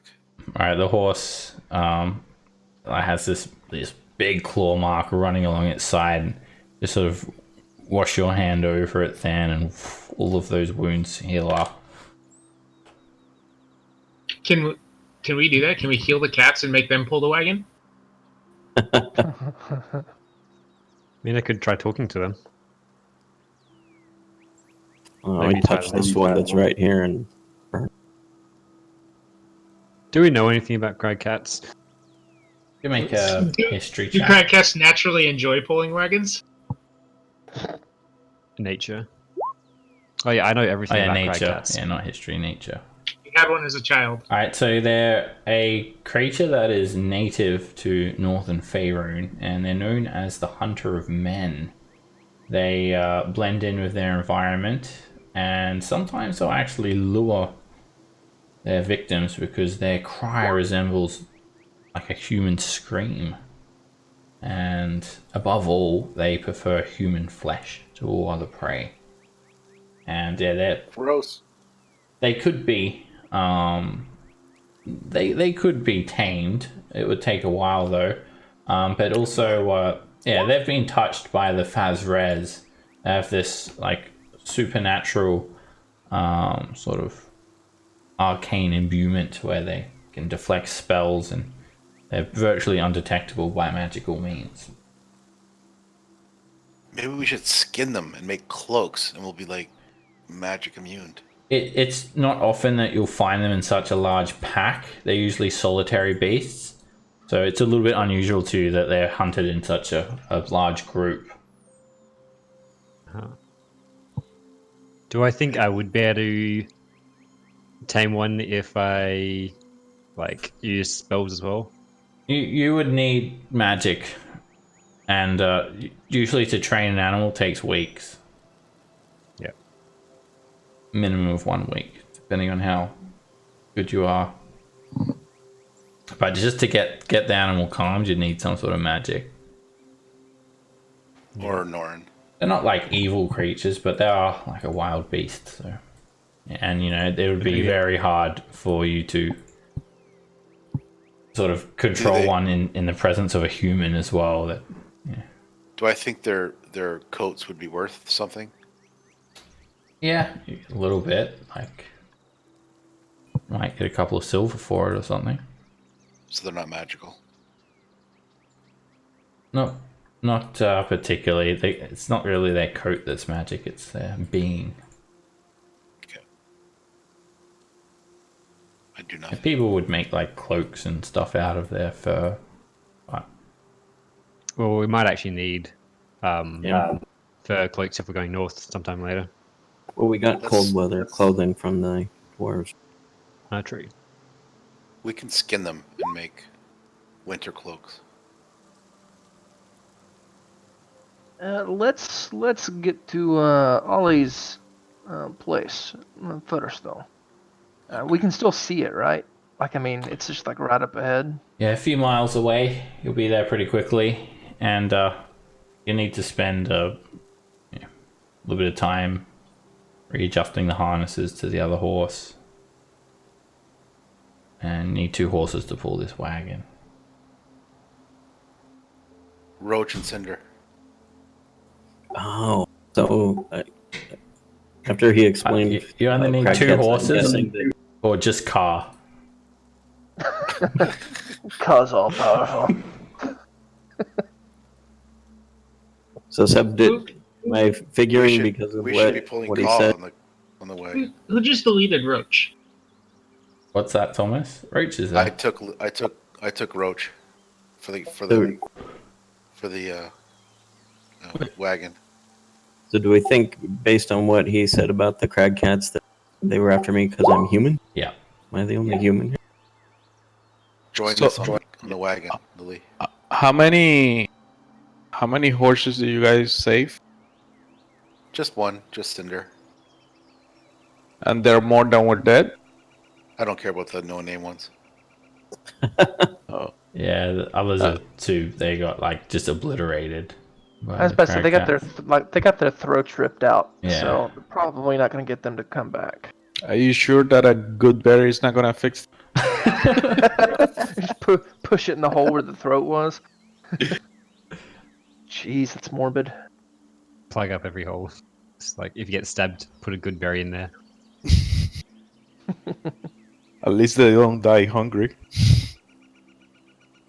Okay, you guys continue on now with Ollie. And you travel up a few more miles. All of the rocky bluffs start to part, and there's a small clearing. And Ollie seems delighted. Oh! Are we there yet? But it's not as welcoming as Ollie may have thought. It is just a burnt ruin when you guys arrive. Oh, they're going to be so happy to see me, my great-great-grandchildren. Are we there yet? I'll start telling them what I see, sympathetically. Oh, that sounds nice. Oh, what? No. So sorry, Ollie. Things are looking One not in so the good. hamper room. Let's go investigate. You guys spread out to this burnt ruin, and yeah, the entire village. It's only a small halfling village. A lot of the homes were sort of just little burrows in some of the hills and whatnot, and they've been caved in. Any freestanding buildings have been burnt to the ground, and Ollie seems quite distraught. Can I look for any kind of tracks or anything that looks like there's any survivors that got away?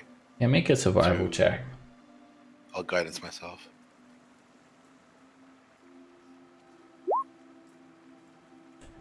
All right, you find that the ground here is it's decent for finding tracks. It's not too hard. There's lots of grass, and you notice a large set of boot prints. They have to belong to a fire giant. A fire giant, and also some small paw prints. But one fire giant and one hellhound, and they've headed northeast from this location. You're not sure exact amount of days ago, but probably about a 10-day if you had to guess. Some of the grass has already started to peel up around the footprint. All right, and is there bodies?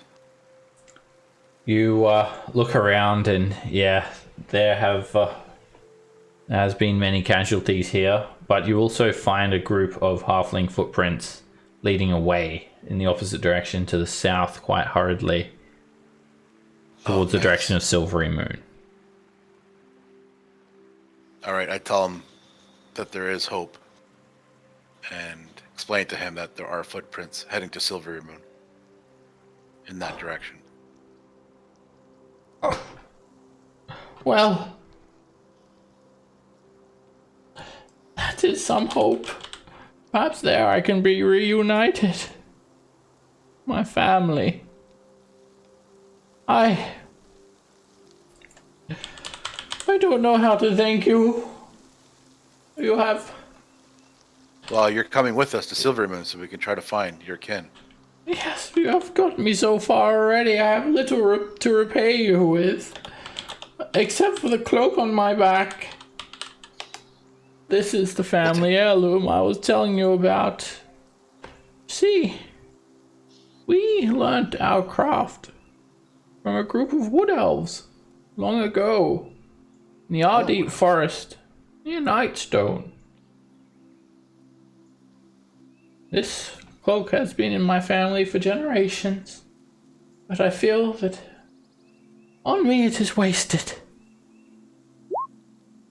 I would like one of you to have it. It's a way of saying thanks.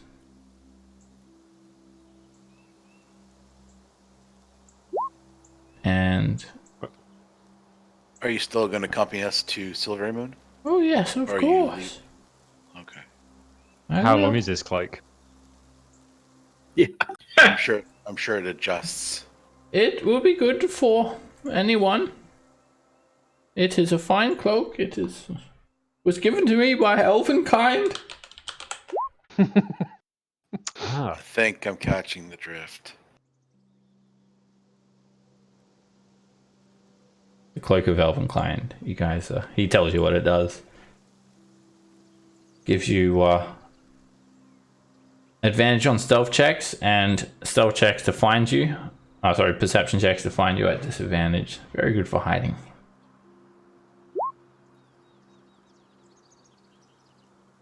So who's taking that? Who wants it? Ka. Can Carl wear it? Car just pushes everyone out Who of the way. doesn't get out of my way? Snatches Who it. does not have a magical item? Anyone? I mean, I have the trident. I don't know if it counts. Yes, it does. I wouldn't. Considering it's like the only magical weapon that we have. We've got the bow that I don't use. Oh, Yeah, we restrict this. congratulations. nobody uses it. Anything else besides the bow? Nah. I don't think so. Well, some of the time my staff is magical. No, that's your cantrip thing, right? Yeah. Well, if you don't have Well, one, who's- that should have dibs on it. Who's stealthy? Exactly. I kind of am, except I'm wearing heavy armor as well.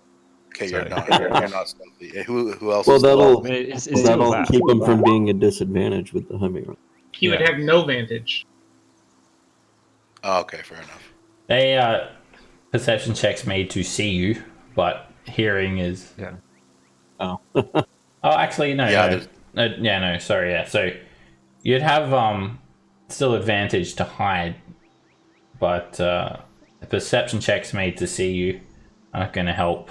Disadvantage on perception checks and made to see you are not going to help if you're clunking around heavy armor, unless you're like flying. Or So something. perception checks will still be at. No, that's just perception. That check would be mode. irregular. It would be negated. Just a regular check for them. Yeah, Right. yeah. Instead of them having disadvantage.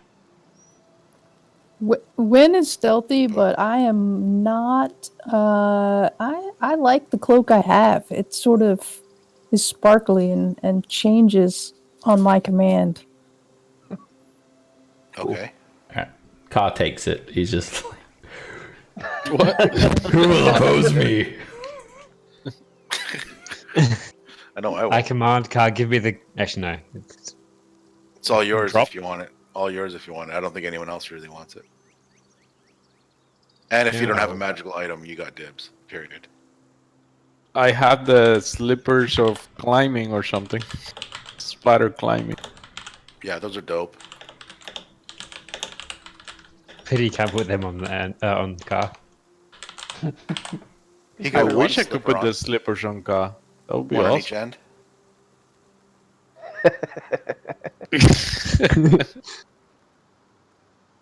Alright, Ollie So seems a little bit upset, but he's hopeful that some of his family has survived. He'll meet up with them in Silvery Moon. In all seriousness, who's going to take that cloak, or do you guys just want to roll for Roderick. it? Roderick? Roderick. Okay. You want Yeah, it? Roderick, do Yep. you want it? Okay, then it's yours. Alright, you can, between now I and soon, you'll be able to attune to it, so just on the journey back to the road and on the way to Silvery Moon, you can attune to it. And sort of on the sly, not to offend Ollie, although I don't know know if you could see me. I'll press the digitation ad so it's all nice and clean and fresh for you. Oh, thanks. Yeah, it's still got some like dirt and orc slobber on it. I tell him what Wynn did. Just explain it. Oh. Yes, it's been in my family for many generations. I haven't had time to clean it. It's usually pretty good though. It keeps out the rain and The tag says no dry cleaning, so It's a beautiful cloak, Ollie. It really is. It's marvelous, actually. oh, thank you. Who said that? And Wynn sort of pats him on the back and says, "It was me." Oh yes, the dragon. Thank you, oh majestic one. Take my offering. Dragon. With much thanks. Wynn takes the cloak and passes it to Roderick, right? I think that's who Yep. took it. that's right. All right, you guys get back on the road, meet up with the angry mob, and by that night, you arrive at Silvery Moon. Meet up with the angry mob, as one does. That's what you do in this neck of the woods. All right, so Silvery Moon, it's a pretty nice place. It's known as the Gem of the North. The filling epithet. It's a very beautiful, tranquil city. Trees and gardens live in harmony with buildings. There are fine oak bridges. There are majestic elven sculptures. It's an enlightened place. It has a great library. There are many breathtaking temples and shrines, and respected schools of magic, art, and music. As you guys arrive here, there are a number of high elven guards that serve as knights for the city. And those of you that are spellcasters immediately notice there are dozens of magical wards on the city's walls, on their gates, and of course they don't do anything towards you guys as you approach peacefully. They're just magical defenses. And all of the residents here, they live on the western side of the city, whereas the city's lords resides in this tall, splendid palace on the east side of the city. And the knights are known as Silvery Moon Knight Defenders. And yeah, you see a lot of heavily armed guards wearing magic armor, and there are dozens of bards and wizards getting around the city, and it's quite a large city. So as you guys enter Silvery Moon, we'll take a 10-minute break now. When we get back, you guys can find an inn for the night, and we'll take it from there. Alrighty. Cool. I'll see you guys soon. Catch.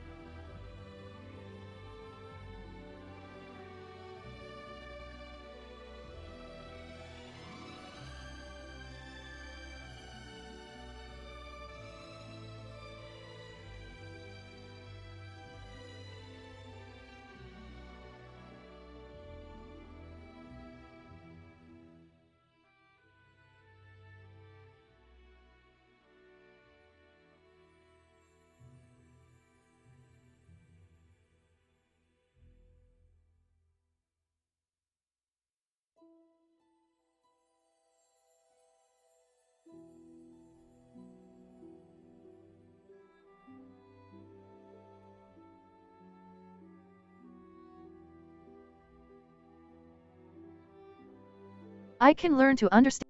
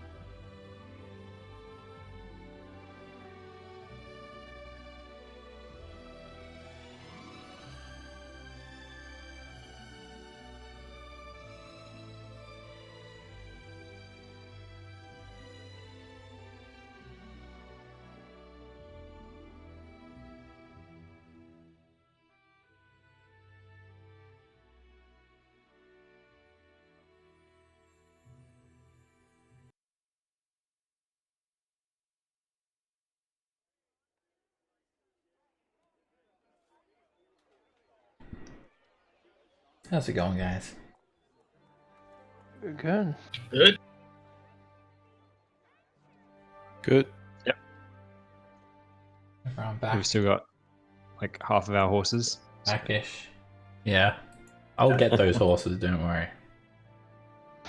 That's why we We'll need get more. elephants. Don't worry. We'll get more. Well, we have at least 6 more waiting for us here in Silvery Moon, where we should. Maybe we should actually just bring loads of horses We'll with just- us because we know we're going to go through them. Just come through. Just roll with like Is- 12 horses behind us. Is there like a stable of holding? Like a portable stable of holding? Alright. You guys arrive at Silvery Moon with Ollie and the Angry Mob on tow. It's not quite nighttime yet. It's sunset. And you actually see just the most beautiful view of Silvery Moon. It's absolutely stunning. There are soaring towers, there are structures built into living trees, and it's like the best time of day to arrive at the city. No one's going to be turned away from Silvery Moon, even if you're a decrepit old orc who has basically just, as long as you're not causing a lot of trouble, you'd definitely be testing the city's sort of tolerance, but even like an orc, as long as they're sort of friendly enough and they have some sort of manner of civilization or civility, I should say, then even an orc's not going to be turned away.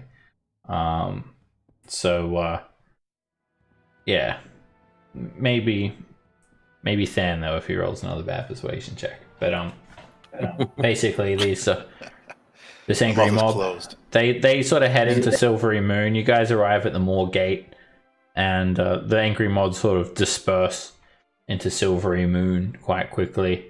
And Ollie thanks you again. And unless you guys really love Ollie and want him to stay with you for some reason, he's going to go off as well and he's going to get reunited with his family. Good Just luck, Ollie. and get his phone number first so that we can Call if we need. Take a real good Something's look at wrong. him. Did we give him the heirloom thing? Yeah, His heirloom. you guys gave him the necklace back, and we'll just say Zella the Tressum, who's been sort of quite absent for a lot of this journey. Zella will guide him around and find you guys. Zella the Tressum.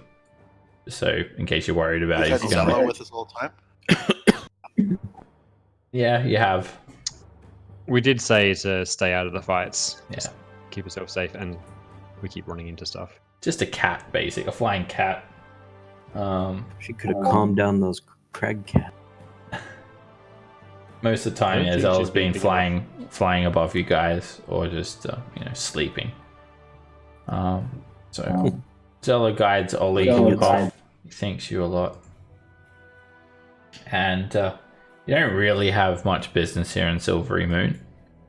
But you guys head in, and you just walk into these beautiful looking streets.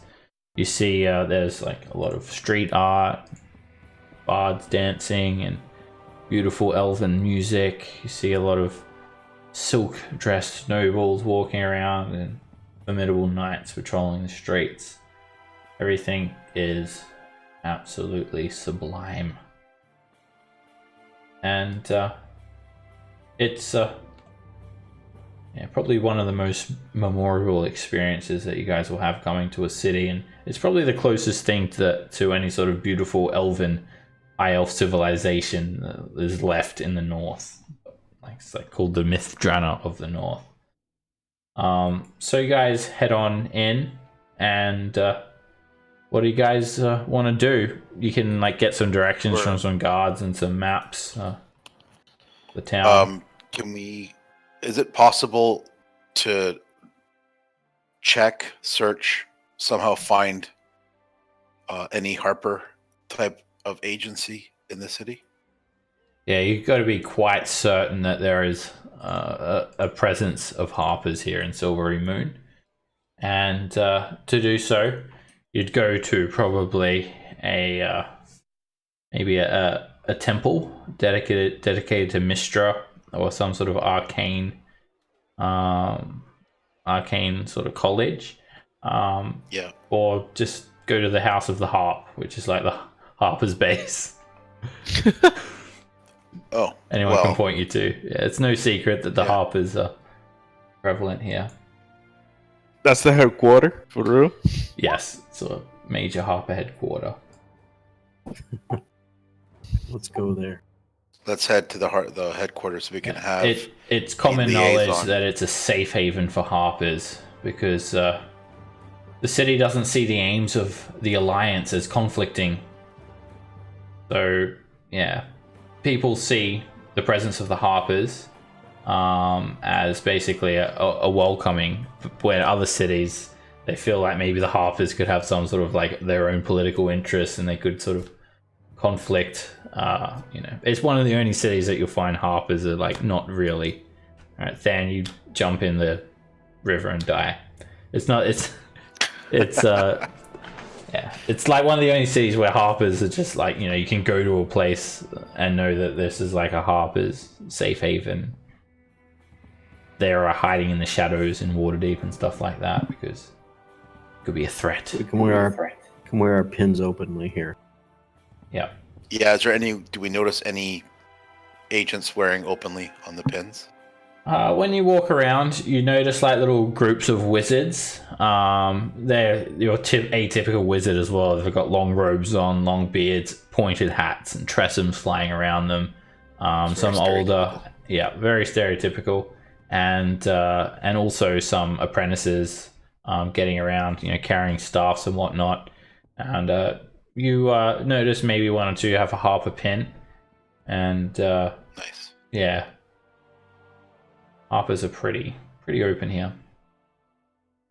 It's getting sort of later in the day as well, and you guys are kind of hungry, and you've been on the road for a while. You may be looking for a tavern. There's the Dancing Goat. It's number 22. 22 Yeah. it is. It's my favorite number. Sound of All right. What you notice as you walk around the streets here, it's basically the godly races walking around here. So humans, halflings, half elves, and dwarves. The godly races. Gnomes. Quite a lot of gnomes here, actually. There's no Norns. No furbolgs as far as that you know. you spot. But if you head around to like one of the groves or something like that, you'll probably find furbolgs. And yeah, it's just a treat to walk around Silvery Moon. And just the fortifications here, you can't imagine giants giving Silvery Moon any trouble. You could just imagine like a group of giants coming to attack and then some powerful archmages just absolutely destroying them. Bringing down some meteor swarms or something. Alright, you guys head over to the Dancing Goat. It's run by a gnome with a scar over his chin. And he tells you his name is Gristle Littergold, but you're not sure if that's his real name. And he tells you that he, when he was young, he tripped over and he fell onto a goat in his family's farm. And the goat sort of clipped his chin and gave him this scar, and ever since that time he's had an affinity for this particular goat, and he's breeded these goats for quite a long time, and he's become quite close with the goats. Like, he treats them as family, and you actually see like quite a few goats just like in the tavern, and every night they have a performance where the goat like stands up on its hind legs and like dances around doing this jig bolstered by no magic. It's quite the scene, and people just go there to have a good time, and it's full of mostly gnomes that drink like here. Goat torture is what it sounds like to me. Well, the goat's having the time of his life. The goat seems to be... like the monkeys they tie down in those stupid cars and they race them. These goats are the happiest freaked out goats the entire you've time. ever seen in your life. And yeah, gnomes have an affinity for animals, and the goats, goats have equal rights in this tavern. Don't worry about the goats. All right. Goats also, you can't use them as mounts, so don't get any ideas. All right, enough about the goats. It costs you guys 1 gold each to stay the night, and you eat this sort of nice gnomish food. The rooms are a little bit small for most people. Good size for Ander though, but everything's sort of a bit gnomish sized. It's expensive, but it's very fine. And yeah, you guys have a really good rest, and I think everyone should just have enough personal gold to pay for that. So you guys get some rooms. Yeah. Some nice rooms. Nice rooms. Have some nice food, and there's lots of like street music and whatnot. And did anyone have any business of a night, or did you just want to go out and carouse, or anyone have anything particular they want to do, shopping or something? I have some, but I don't think I'd do it in the middle of the night. Yeah, the only thing that I wanted to do was find the Harper's report and get a liaison or something that we can send messages to if we need to. I don't know if that's to be done in the evening or during the day. You probably want to go. I mean, it's not that late. You could go like speak to some Harpers now. Yeah. Tag along. Let's do that. Who else wears the Harper's pain? Let's go. Yeah, I do. I'll go. Got it out on my lapel. Yeah, I pull it out. Put it on the When- outside. Wen tags along, but she actually doesn't know anything about the Harpers. She actually thinks that she may be able to get her violin tuned there and maybe take some lessons. Interesting. Norn just like in the stable. You'll be a so Harper he- before you know it. When Norn just like stays in the stable so he can like practice with the trident for a little while. Try to get used On to the it. horses? No, Just nothing but I'm we have just, enough. I'm We just have enough horses. It's somewhere where I have plenty of room.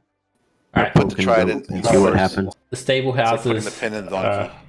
are near the gates, and so your horses are stable Or- near the moor gate. Don't kill more than 3 horses, and we'll be good. Be nice to the Can we goats. meet up with our scout? All right, so you head over there, Norin, and Than and Thomas are headed to the And House Lily of the and Harp. Win. And yeah, and Lily win. Number 11 over here. And Roderick and Ander, everyone's just like leaving, and you guys are here. You guys wanted to do anything overnight? I might go look around what kind of shops there are, and if there's any businesses that I might want to join once this whole Giants thing is over. I tell everybody to make sure that Roderick stays away from the goats. What does that mean? Exactly. He's not in New Zealand or anything. I'll have some business once the Harper stuff is done. All right, Ander, you're tagging along with Harpers, or would be All of Harpers? them are Harpers? Jesus. Well, Yeah. not everyone, but Not everyone. A couple of Well, sparring. Lord knows Lily harped on the rest of you for most of this trip, so Some of us are more Harpy than Harper. I'll check any enclave headquarters. yeah, there is a heap of groves and whatnot, and you would have to like ask around. So yeah, there is a very sort of naturey place. You'd have to go around and make an investigation check. I'll go to the next backyard house. If there's a tree, I'll inspect it to see if there are any enclave members.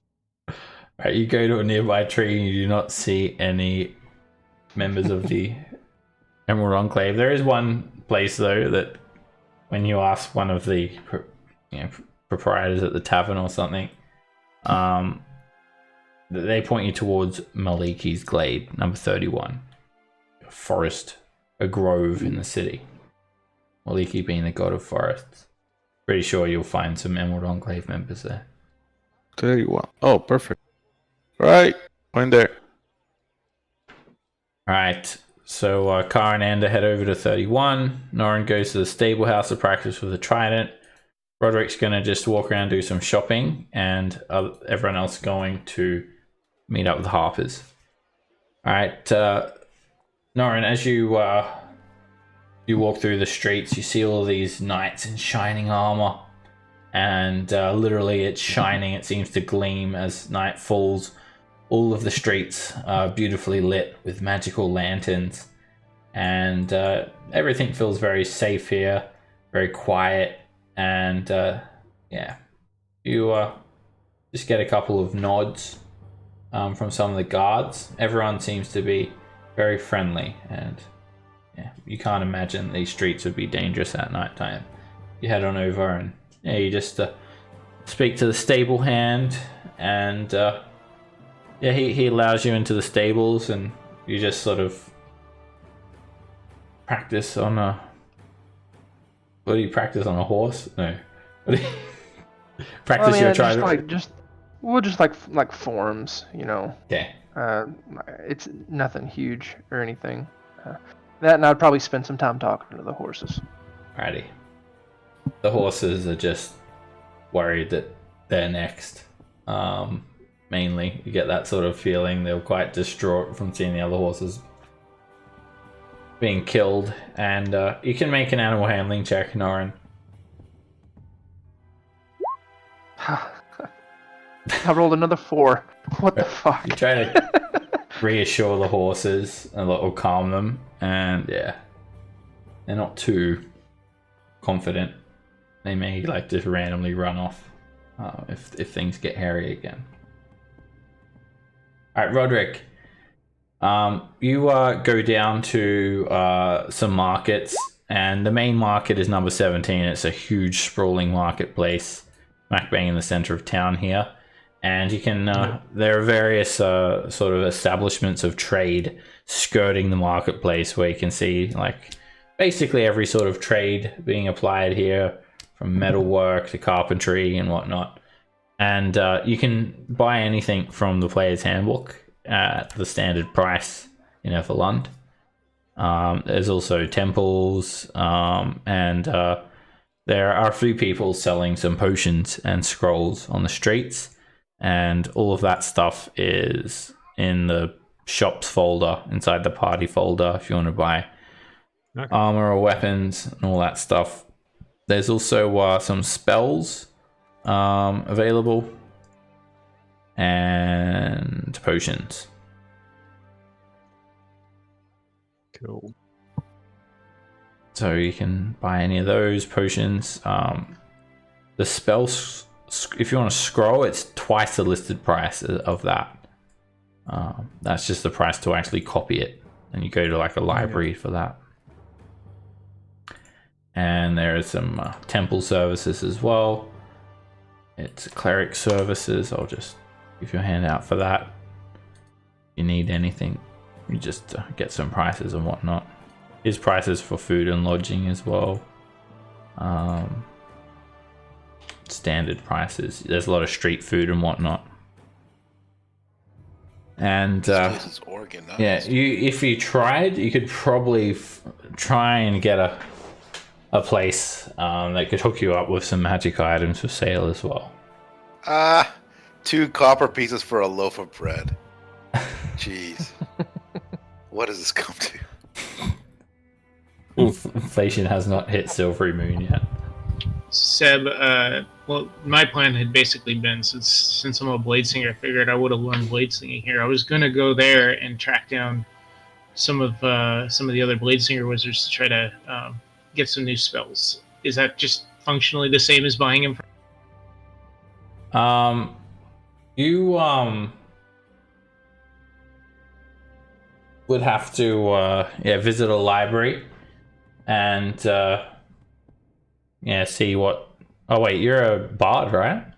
No, wizard. Wizard. Blades. You'd have to pay for those services. The prices are listed there. Okay, thank you. And you'd have to that's the price to copy it.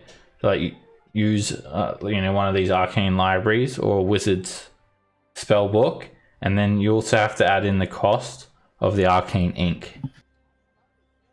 Even even if you went to like a wizard's college here or whatnot, wizards are still pretty particular when it comes to their spell books, and to borrow a wizard spell book, it's going to cost you because you have to actually copy it from their spell book to yours. Hence the price involved. Okay, so would you give me an example of what the price would be for, say, Featherfall or Misty Step? Those second level spells, 25 gold for Featherfall. it's basically there. Double. You could get expanded list of spells. Oh, I'm sorry. Never mind. I see the prices now. I had to make the thing bigger. I didn't see any prices next to it. Alright, but yeah, you could get pretty much any spell up to 3rd level, and then probably some 4th and a few 5th level spells. You could have an expanded list available to you, not just those ones listed there. Thank you. But any of these things can be bought as a scroll for double the price? Exactly. They can scribe you up a scroll. And it takes 2 hours per spell level. You should have enough time to copy whatever you want. Alright, Ander and Carr, you guys head over to this Maliki's Glade. It's basically a nice grove here, full of tall oak trees, and there are homes built within the trees. And there are members of the Emerald Enclave, and you would expect this is where Zindra would meet you However, she's not yet to arrive in Silvery Moon. Other than that, they offer you like good berries, and if you need somewhere to stay, they will look after your animals for free. Do they have anything else? I've been eating good berry for a month now. So Yeah, they have lovely cornuptials of fruit, so brought in from golden fields, fresh fruit. Oh, it's the famous trade to the north. Fresh fruit and vegetables. Yeah. So I'm gonna tell them if they know about the giants and what's going on with the giants. yeah, you just speak to this this male wood elf who seems to be like several hundred years old. Basically, your liaison for the Emerald Enclave and Silvery Moon, and they tell you that they are aware that there is an upheaval with the giants, and they are focusing their efforts on keeping the High Forest safe. High Forest is pretty. High Forest is like the massive forest where elves live. It's like the largest forest in Faerun. I'll show it to you on the map. And they'll maybe request something of you. So this is a High Forest. You can see how massive it is. Oh, yeah. And there's actually a woods nearby called the Silvery Woods. Silverwood, sorry. So it's it was a part of the High Forest, but over the centuries, humans basically just cut a road through the forest and segregated it. Now there are just bare hillsides littered with stumps, but the elves have gotten over that. And they tell you that if you're seeking assistance in combating the giants, you should seek out Shadowtop Cathedral. In the city? Down here. In the High Forest. Oh, in the High Forest, Shadowtop Cathedral. And that will provide help for... They tell you to visit a Trent named Turlang. I might give you a quest handout for this. So you can make a note of that, and I'll put a quest marker on it. So a treant named Turlang, and that he may be able to give you assistance.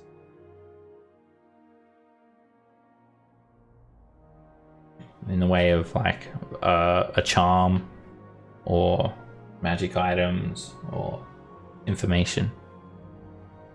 Like a stronghold. It's this very sacred place in the High Forest. Shadowtop Cathedral.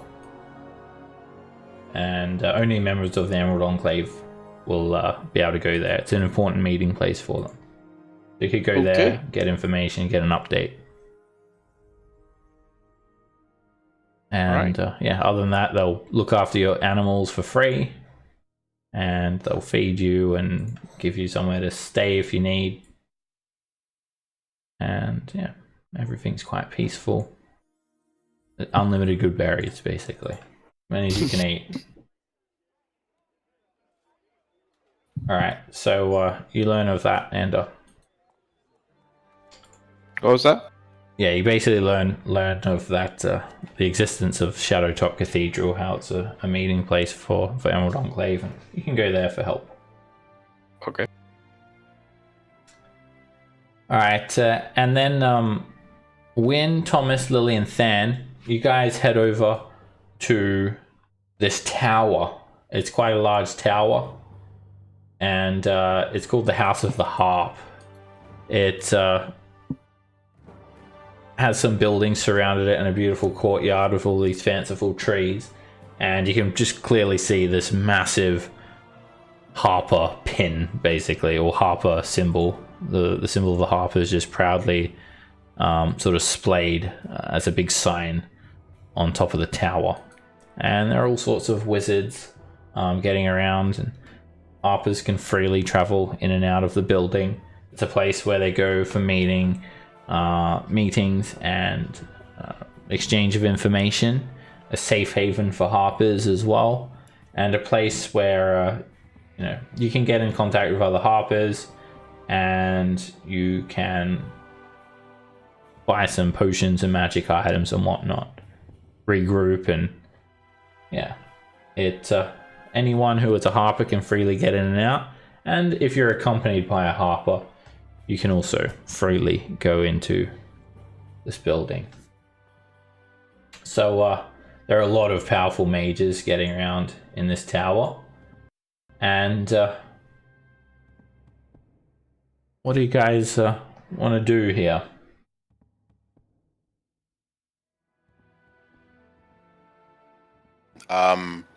More or less just look for someone we can exchange information with. Anyone that looks like they're seated here and not just a visitor. So someone basically in the organization who has some measure of authority to report this to, right? Yeah. All right, you guys meet with. We request audience with Elminster the Mage. You are very, very lucky because when you guys arrive, you actually are in the presence of Lady Laurel Silverhand's brother, Tarn Hornblade. That is luck. Well, it's brother-in-law. Also known as Spellblades. Now, he is not a member of the Harpers, but when you guys head in and start speaking about giants and whatnot, Tarn Hornblade, he is this old man, white beard, stern look on his face. And you immediately capture his attention, and he sort of points to you all. You four, over here now. And he invites you to this small den. There's a couple of lounges. Mind you, there's just a beautiful tower hovering above you, different rows of libraries, and there are night classes teaching the various schools of magic. Some trestles flying around. Everything is magically lit with a very calming sort of glow. What do you know about this giant activity? Tell me now. I must know. I was coming to inquire. It appears that, well, people aren't so quick with information inside the bubble that is Silvery Moon. Have you experienced some giant activity firsthand? Plenty, to be honest. And we should tell them about the Cloud Giant too. Yeah. I mean, just kind of, you want to just go down the list of all the... Yeah, pretty much. All of it. Enter my mind mage. Okay. All of it. You downloaded. Give him the download on what's happened so far with your giant Also, activity.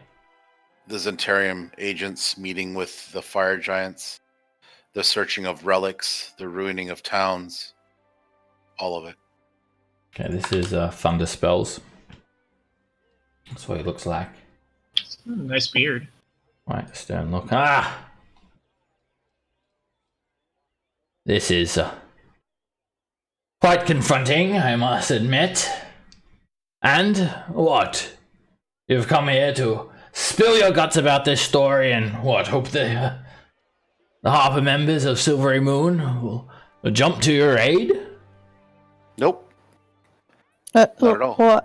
Well, actually, I was hoping somebody could help me with my violin. Huh? Excuse me, miss. Do you understand who I am? Yeah, you're a harper. You fix harp. I'm no harper. I am a member of the Lord's Alliance, and I am trying to reconcile the scarred relationship between our factions. Silvery Moon is probably the only place that you can imagine in all of the North where harpers religion, crown, and factions such as the Lord's Alliance can coexist in harmony. I'm not some little fiddle fixer.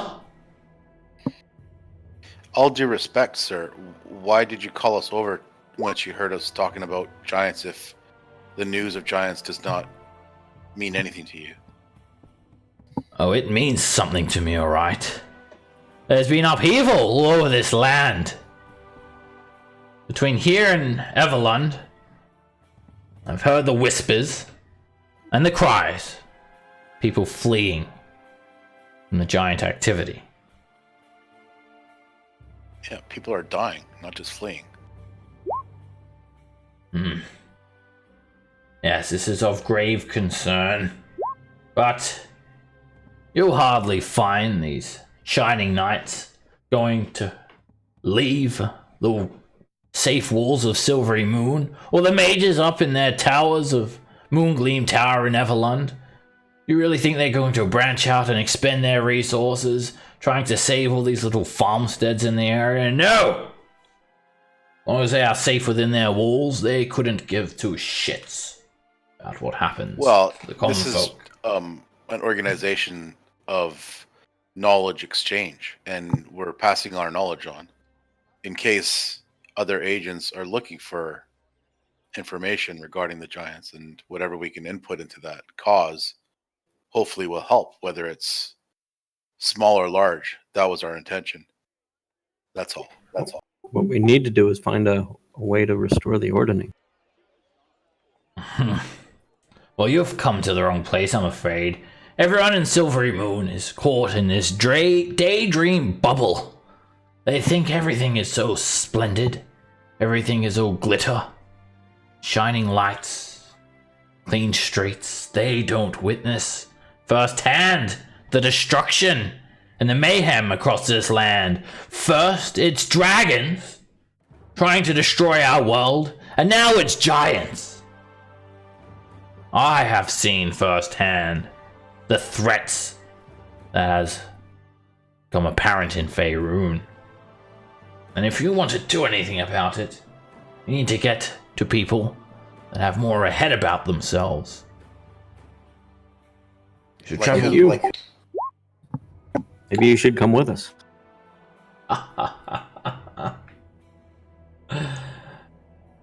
You are strangely dressed there, pup. You really think the great Thunder Spells is in league with you? Fool. You should be impressed that I would even spend a moment of my time. You should be graced by my presence. I'm really I'm impressed. We flirting are, with you. and we humbly search for a Harper Agents audience as well, if that's possible. Well, you should head to Everlund then, and seek out the Moongleam Tower. They are harpers of action, not these glassy-eyed idealists. You said Everlund? Yes. Everlund.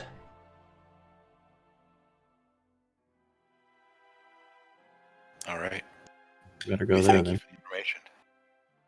Information has been exchanged. Good day, sir. You know anything about the ordering? Yes, I know about the ordning. It's a thing that keeps the giants in place. Every giant has their purpose. Every giant has their own idea of what makes them the greatest and the most powerful of their kind. It has been disrupted by the sounds of it.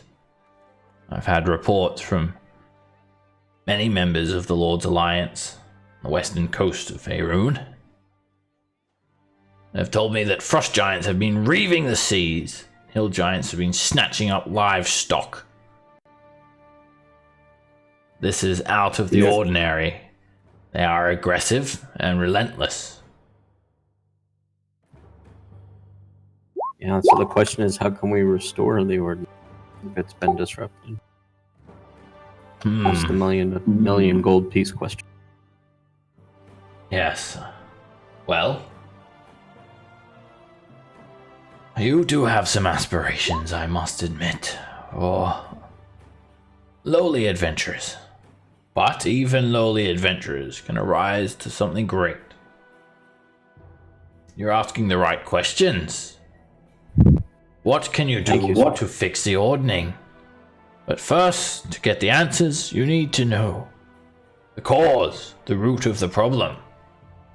What has caused the ordning to be disrupted? And who may know about the ways of the ordning better than giant folk? Not all giants out there are evil. Perhaps you could speak to a friendly giant, if you know of any. They can point you into the right direction on how to fix this ordning. You're wise indeed. I think we do have a lead on a friendly giant. Thank you.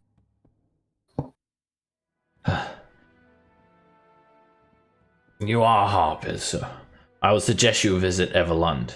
If you're looking for a faster mode of transport, they have teleportation circles, and occasionally some of my high-ranking officers will partake upon to use those teleportation circles. You could definitely use it for a faster mode of transport. Where can we find you in these circles? Me? I'm not a harper. Or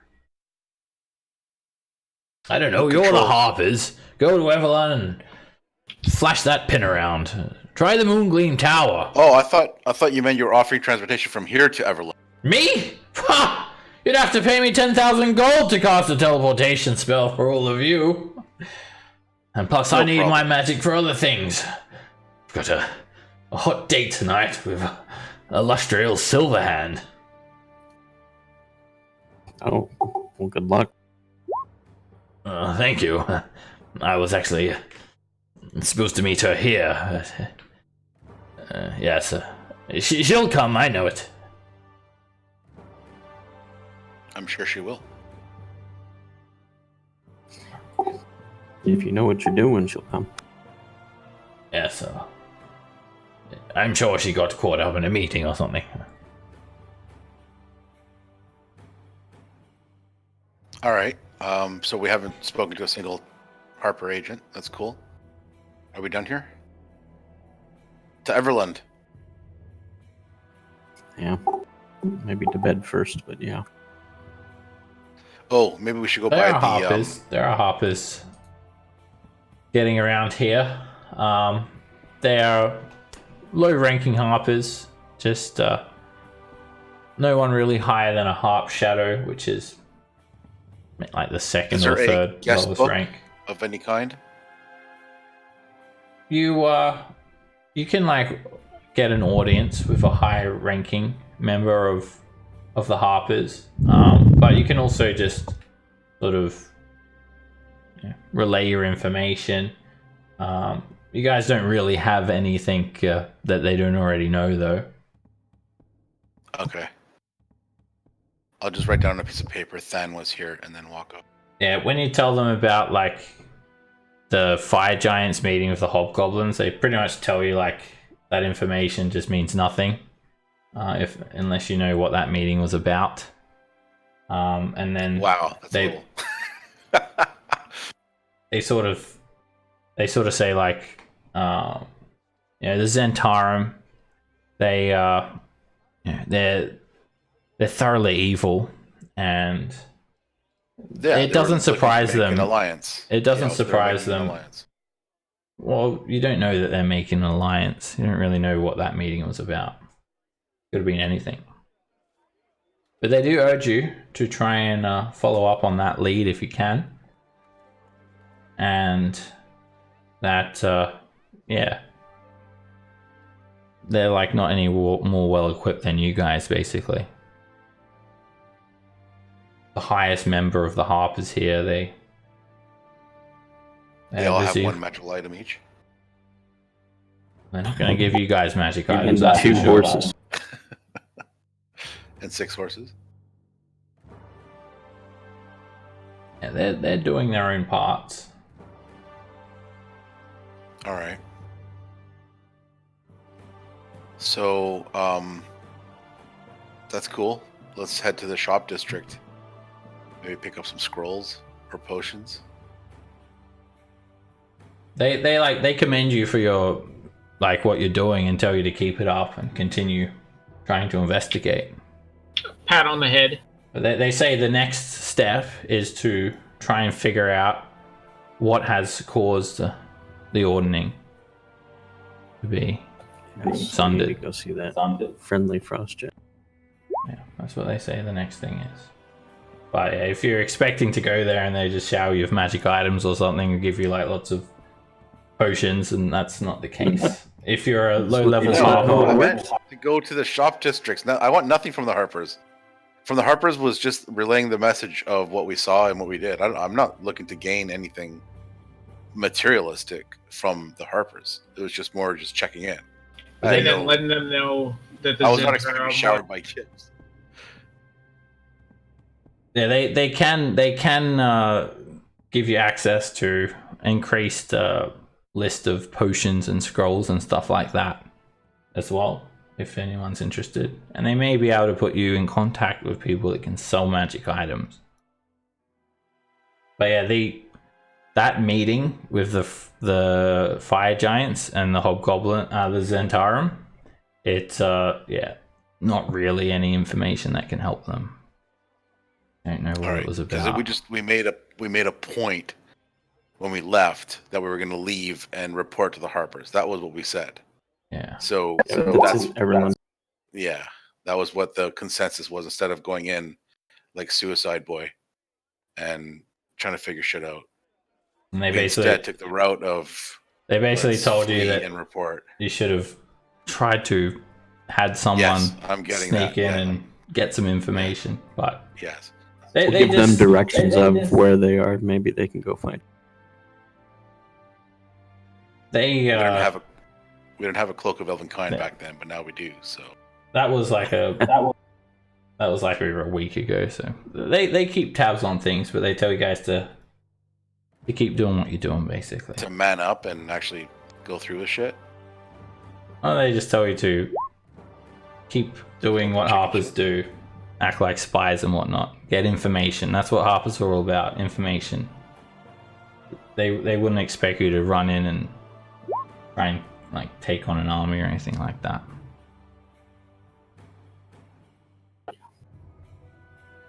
From the And shadows. again, all the Harpers here, they seem very blasé about the whole thing as well.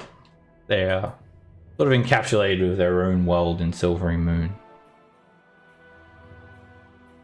So you guys leave thinking, basically getting a feeling like they don't really have that same sense of urgency that you guys do to try and stop this. They're quite safe within their walls. Bunch of beach bums. Alright. But while As you w- guys as are well- here, did anyone want to try and buy magic items or get Yep. Yeah, I'd like What to do they have? have a What look. do they increased. have? Lily's gonna learn a few spells. We'll scribe a few spells. Okay. They'll Do they have is the same list as what's on there right now? they have those plus more.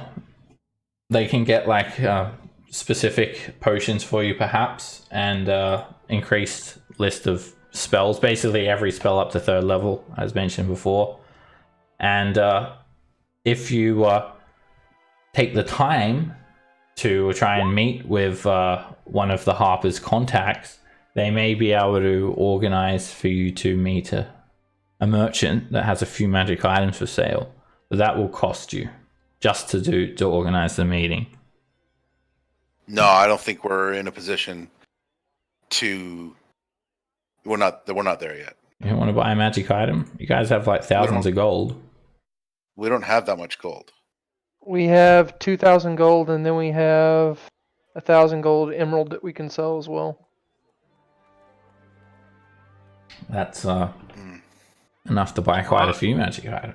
Oh, is it? Okay. I And, thought and magic I'm items going were to a lot spend more a little expensive. on spells as Well, well. uncommon magic items. Okay. All right. Well, then let Lily do her damage. On whatever spells that you're looking for.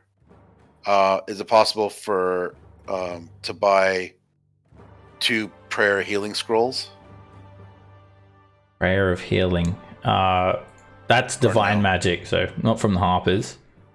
Okay. But you could go to a temple and try and get that. I'd like to get a dispel magic scroll. All right. So your god is what, Kelemvor, Fan? Yeah. You're not going to find open temples of Kelemvor here. There's probably a small sort of sector near maybe like a graveyard or something, whereas you'll find Get a some back alley priests. temple. Yeah, priests of Kelemvor. Although it wouldn't be illegal to worship Kelemvor. He's an elven god. Isn't he evil? He's a good god. Is he? No. Yeah, he's a good god. I thought- He helps. He's like a helper guy. Let's see here. I thought it was like an evil god of. Oh. He's is he neutral? What the hell? I had a It's right. neutral. Yeah, Kelemvor. Okay. Alright, not as I was thinking of a different one. Here we go.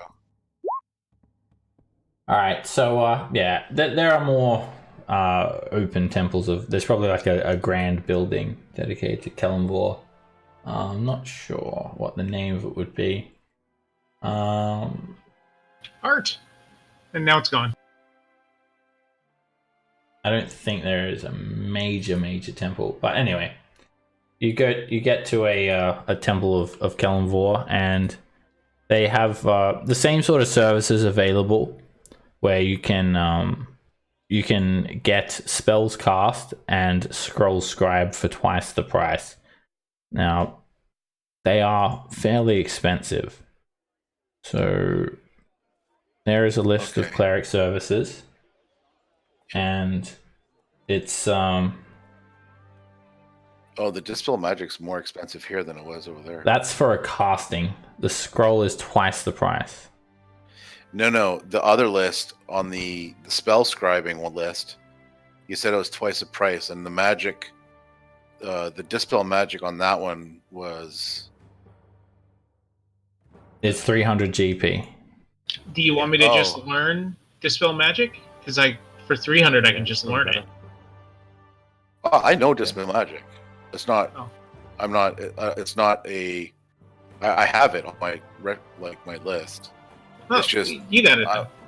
Yeah, I was just looking for a scroll, just because it's like a backup situation. I can't see that cleric lifts anymore for some reason. It's not loading. I might reload my page, but it is probably cheaper if you get an arcane scribe to scribe it rather than. Yeah, it's 150 gold for the spells for sale, so it'd be 300 for the scroll. Yeah, and it's castable by any on the bard, cleric, druid, paladin, sorcerer, warlock, wizard. Yeah. Yeah. So 300 GP, you can get scrolls of dispel magic. So to the group, you guys are fine. 300 gold would get the tiny hut spell, which should be helpful for traveling. Yep. I like it. Sounds good. All right. Leave all of that. Yep, Then- sounds good to then me. I'm getting Featherfall and Misty Step for myself. All right, so you get a spell scroll of dispel magic for 300 GP, Yeah, let's kind of list out what we're buying, and then we'll all confirm. and a spell scroll of tiny hut. It's not scroll. I'm scribing Oh, it. he's scribing it. Oh, so you're just getting the spell scroll of dispel magic, right? Yep. Yeah, and then if you went to the temple to buy it, it costs 500 because Yeah. temples want donations, and they're just generally more expensive. Yeah. Yeah.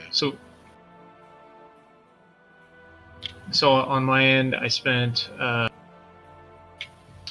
spent 225 on the 2 I wanted for me to scribe, and then another 300 to scribe hut. So that's 525 to scribe those 3.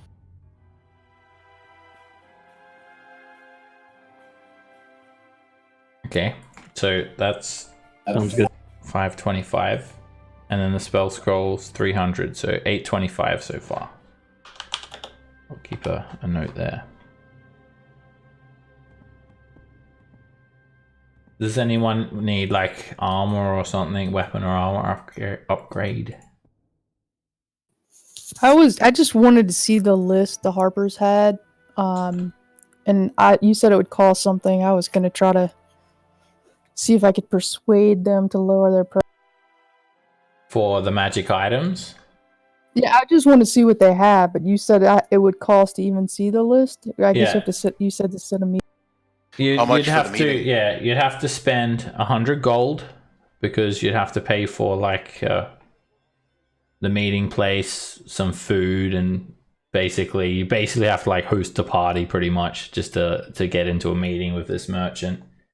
And it costs you 100 gold, and then you will have to see what they have on hand. I'm not even sure what they have on hand, whatever they've got at the time. Is our total now 2,100? Norrin? No, I haven't taken that 825 out yet. Oh shit. Yeah, I think maybe we should just skip it. What do you guys think? What's the price of magic items? Depends on the Well, item. we'd have to spend 100 gold to find out. Yeah. You imagine that the merchant will give you an array of some items, but yeah, magic items are very rare, so just to be able to actually buy some, it's not very common at all. So Wynn probably is not the most, like, she doesn't spend her money very well, and she's extremely interested in seeing this list, so she will pay the $100 to see it. And you guys can, obviously come along. All right. She also at some point is gonna have to find out this whole Harper business, and maybe check out a Bard College if there's one there. Sure. Yeah, there's plenty of Bard colleges in Silver Moon. All right. Well, let's check out the list, the magic list. All right. It takes a couple of days, first of all. So you spend 100 gold, and you basically like rent out a nice fancy ballroom where all of these foppish nobles come and attend, and you attract the attention of this merchant from a distant land, somewhere southwest, thousands of miles away. He happens to be in town, and he's rumored to have some items that he may have procured. And when the party's all done, you meet with him in this private den, and he presents you with these items. He wears all these exotic silks and flashy magic rings. And he starts off with some potions that he has. I have a potion of climbing,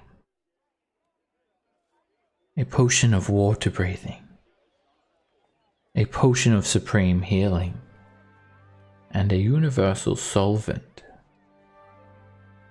I also have a pair of gauntlets of ogre power. Ooh, those are That'd nice. be good. And a magic longsword.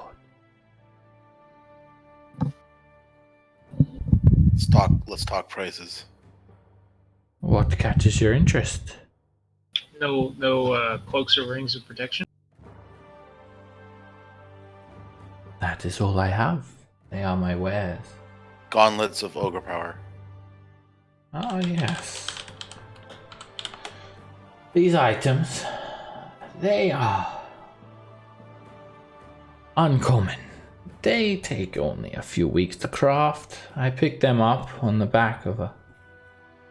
Let's just say they fell off the back of a guild boat. Okay. I'm willing to part with him for 300 gold pieces. Oh, sold.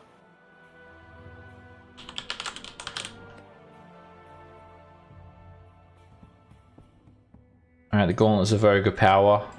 They require attunement. And they make your strength score 19. They look very nice indeed. Alright, so he sells you that 300 GP. Was there something else that catches your interest, friend?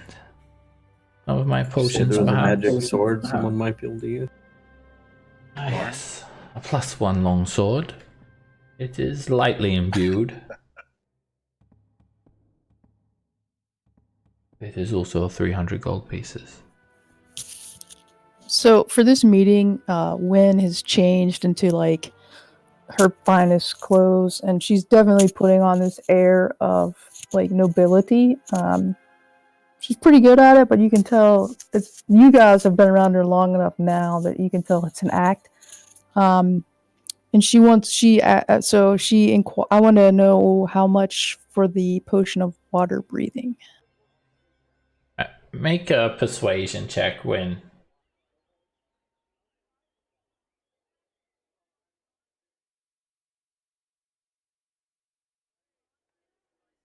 He sort of notes your hat.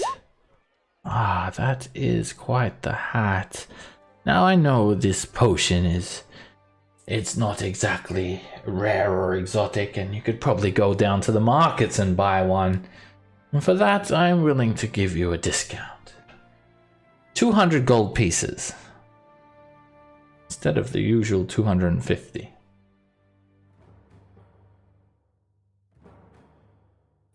$175. And she smiles. Sort of shakes his head. My prices are firm. I have already given you a discount of over 50 gold pieces. Only because I admire this party you've put on. Alright, I'll buy that. Very well. What's the universal antidote? Solvent. Solvent. Friends, it is out of your price range. Well, what does it do? It is a special unguent that can dissolve even the most powerful of glue. Glue. Perhaps this would interest you. I have these special glasses. Their lens is made from crystal.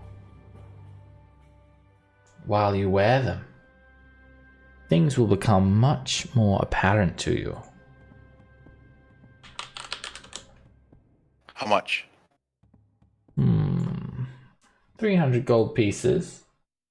But be warned, they will only help you see better out to a range of 1 foot away. What the? Those are the Thoughts? things for like investigating things. Yeah, they give you advantage on investigation checks that rely on sight. You're within a foot. That's definitely not my area. Sorry, within a foot? Yeah, Yeah. they're glasses. Like reading glasses. Yeah. So Or if you're looking magnifying. at something, Sherlock goggles. yeah, if you're investigating something, you have advantage basically, as long as it's within a foot of you. So if you're looking at a wall or examining an item or a scene or something like that, yeah, if you're trying to look It seems across silly the because a street, foot is like not far at all. It's like it's like 12 inches. yeah, it's like if you're holding something in your hand or you're examining a wall. Gotcha.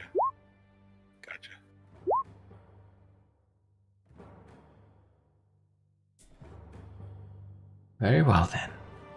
Thank you for the party. Maybe just buy it and just leave it in the party loot. You never know. I will Like take a my leave. What do you guys want to buy him? Their eyes of the minute seeing. about instead I just buy another spell. Oh, that's true too. But you can still do that. There's still plenty of gold. Those are 300. The eyes? Yeah, they're 300. They're Might as uncommon. well buy them. I mean, it'll help somebody with investigation anyway. Or Yeah, who's good at investigation? Probably Lily. Probably. Yeah, probably Lily. Or I think I'm pretty good at that too. yeah, I was gonna say Lily is like supposed to be like a The private bard eye. probably has a bigger plus to it anyway. the bard Actually- is. It's good, but I'm decent, but not fantastic. I'm at a +3. There, I said it. I'm just gonna put it on the table. Ditto. Yeah. All right, and nothing else from this person. No sword. Yeah. Norn. There's no point to get the sword. I'm only gonna Okay. use it one-handed, and I already got the Okay. trident. Okay. But it's the Hopefully trident. we're gonna end up with a ogre slaying or a giant slayer anyway. Yeah, eventually. So All right. And would the gauntlets of ogre power help you? I already have an 18 strength. They will do nothing for me. Okay. Than definitely is interested in them just because it's a gift. Was that? What was that? Is he asleep? Oh, maybe that's what happened. Yeah. He's snoring. Yeah. That's happened to me before. I thought that was just Don being really happy to get Everybody- the gloves. Everybody was laughing. Alright, Yeah. I'll mark down who's getting what. All right, then you can equip the gauntlets and attune to them. Okay. And who's having those eyes? Lily. I do I not mean, require- I'm not for buying the eyes, but if you buy them, I'll wear them. Well, we might as well buy them. Yeah, they may Yeah, come might in as handy. well. It's gonna help us. It's gonna help us no matter what. It's something that will just help us. No matter.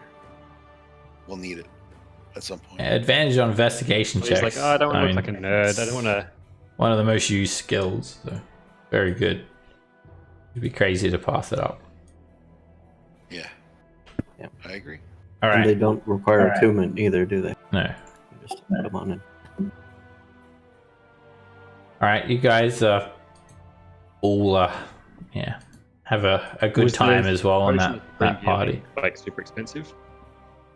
Yeah, probably will be. Yeah, potion of supreme healing I think is like very rare.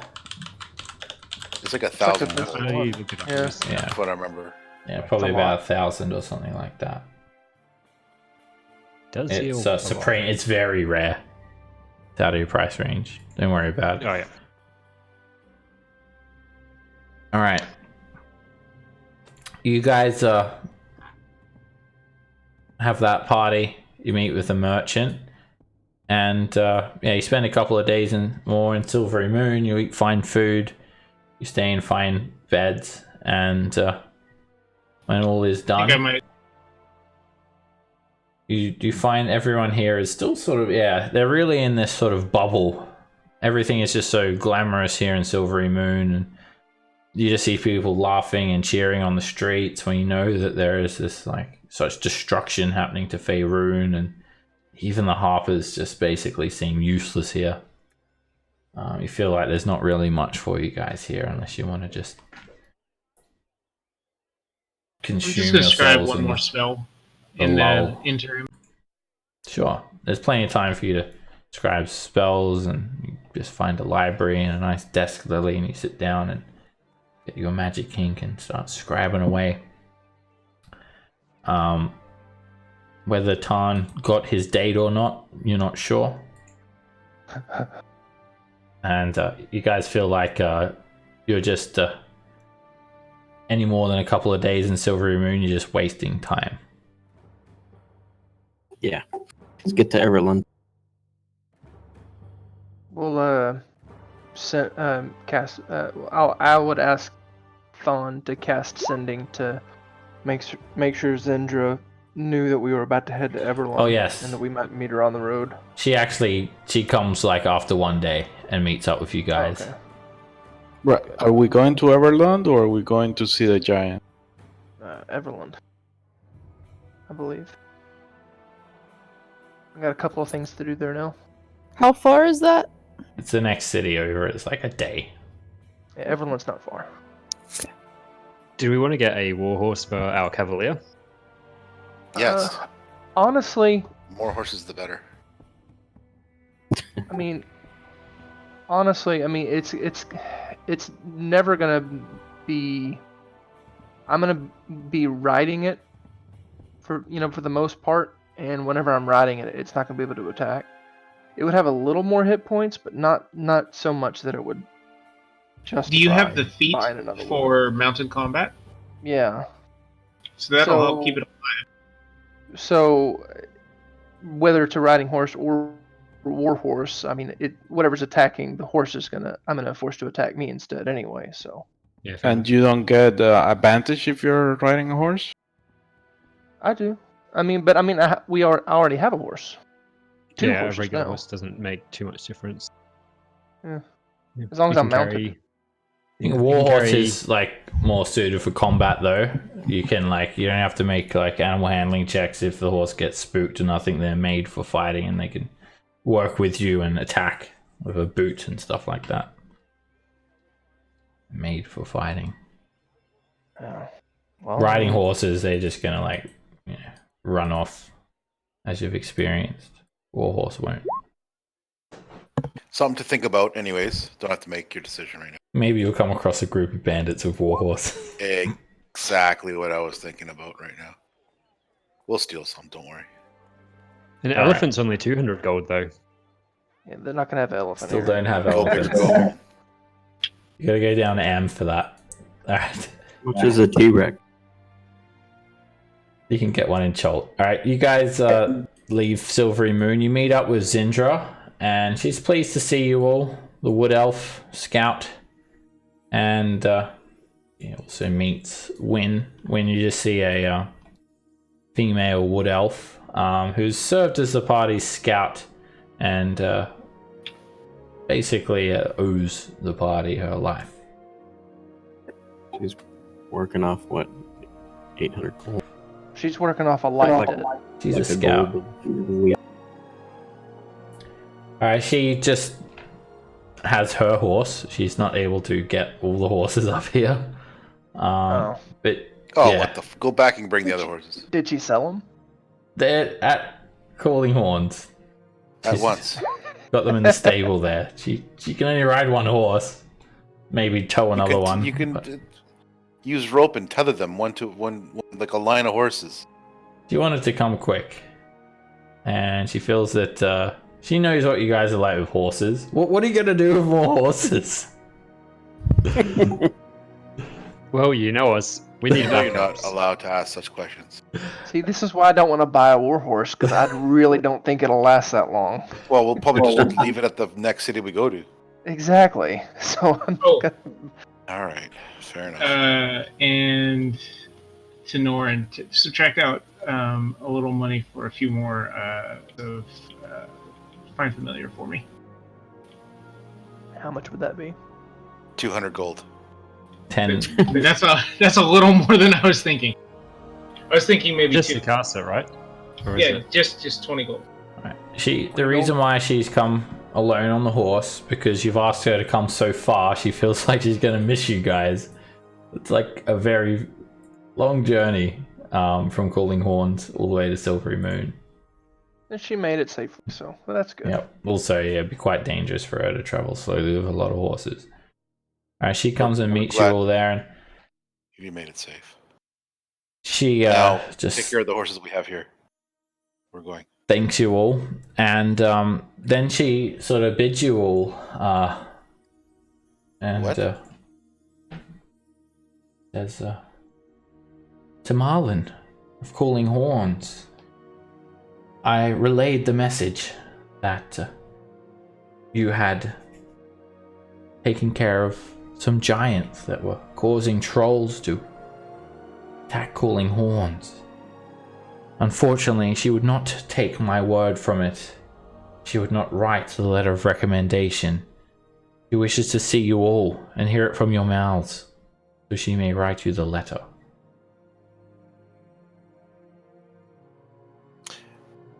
Okay. From now on, when we're killing a giant, we collect an ear. We have to.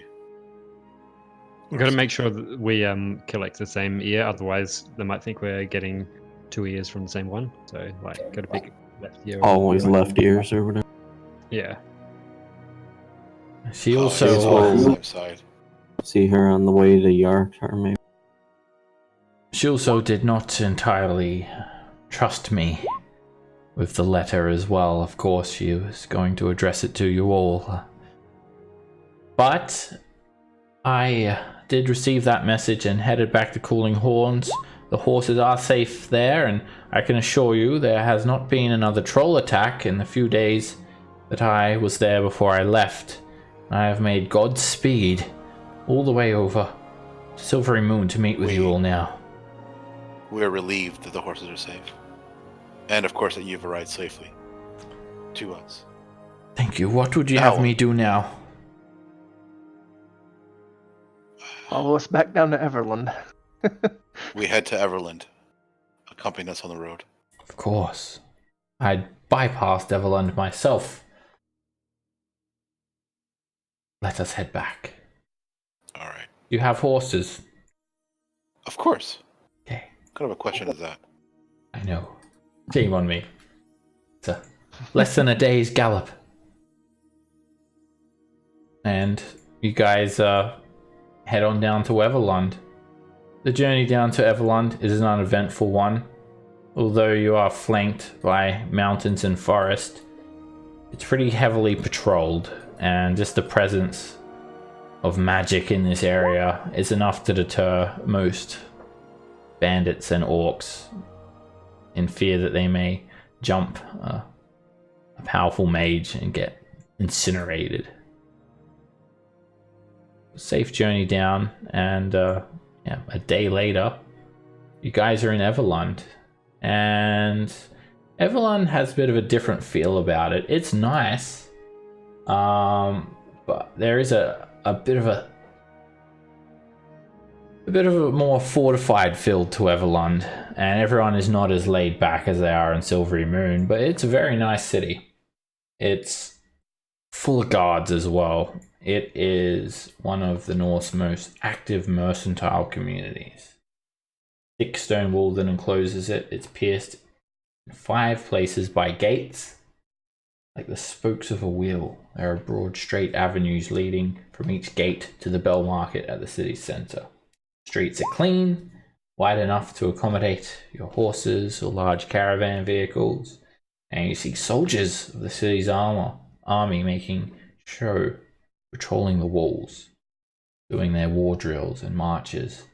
And the city is built on the banks of the Rovin River that cuts through the center of Everland. And I'll put your tokens on this map.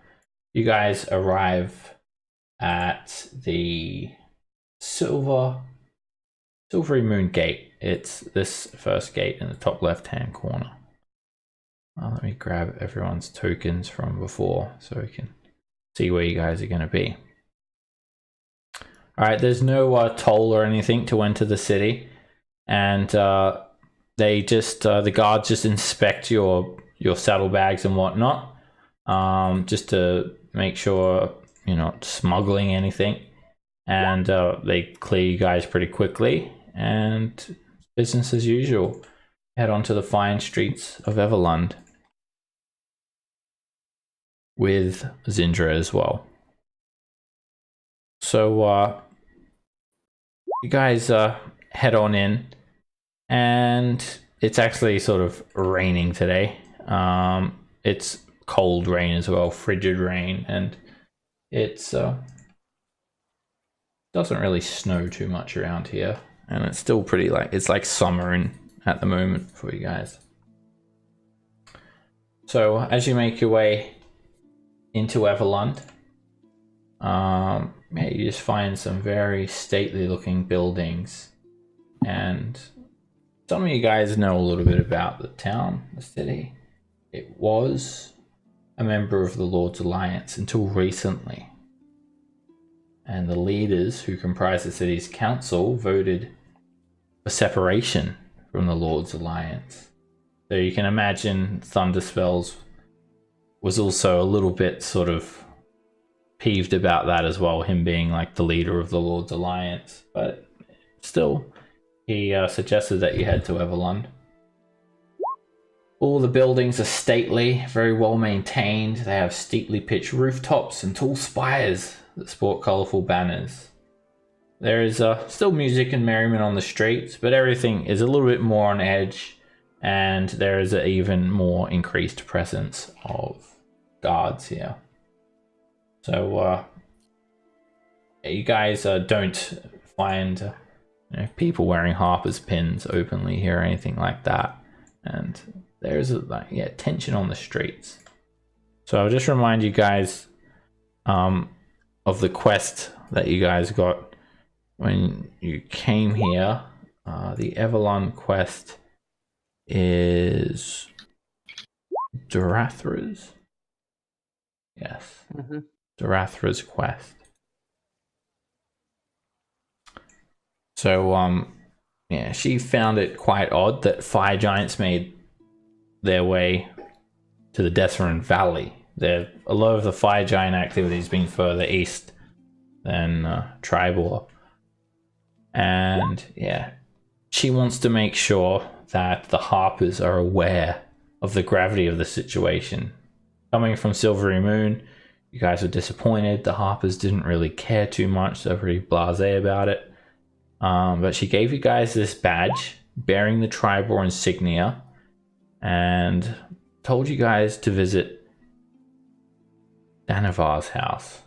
Give the badge to someone named Drav Thalev, the one-eyed half-orc proprietor.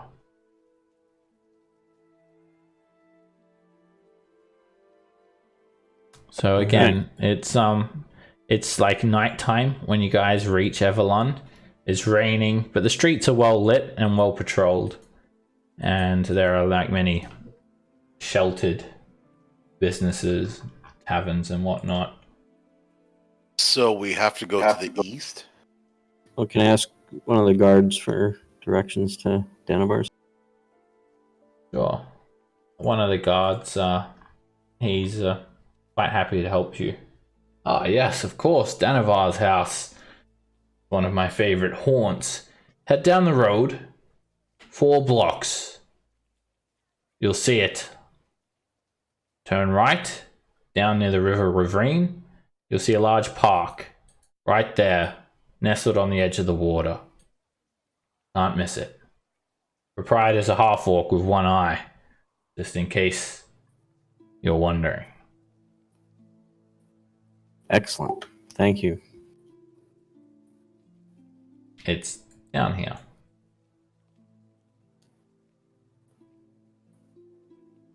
And other people are just going about their business. You see some mages with umbrellas like levitating over their heads to leave their hands free, and people going about business.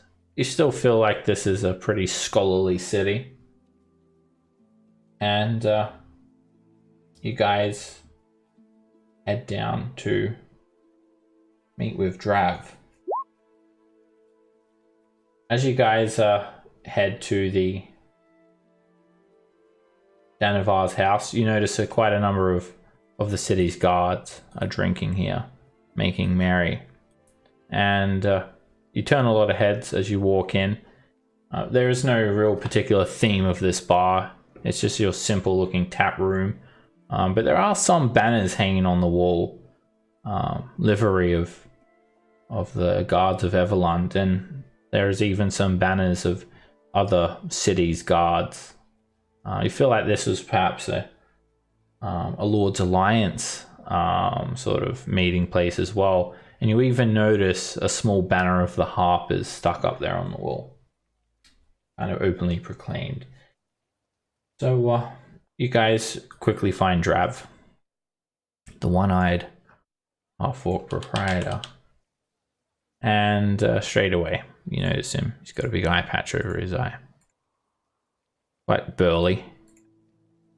And Ask him, hey, I'm looking for a one-eyed half-orc. Do you know any? he speaks with a surprisingly posh accent, and he seems pretty scholarly himself. He's actually reading a book when he's not serving drinks. Ah, you've got quite the sense of humor there. Why, thank you. I believe you're looking for me, Drav Thelev. They are some strange-looking clothes you have. Why, thank you. Well, you found me. What can I help you with? You don't seem like you're a member of the guard. I flash him surreptitiously my Harper's pen, but I can tell him that Darathra Shendrel sent us. Darathra, my old friend. Ah, yes. She is my contact in Tribor. She sent you? You've come a long way. Something must be important. But I must ask, how can I be sure that she has sent you? Slide the I step button up instead. and have the badge. Yeah, there you go.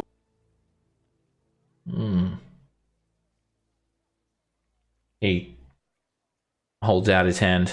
May I have it? Here, take a look, and I hand it over. He inspects it, and then he pockets it. Excellent. This is not the place for our conversations now. Come out the back. Take all of your friends with you. And you guys head to like a private den. And he uncorks a very fine looking flask of elven wine. And he puts it in the middle of the table.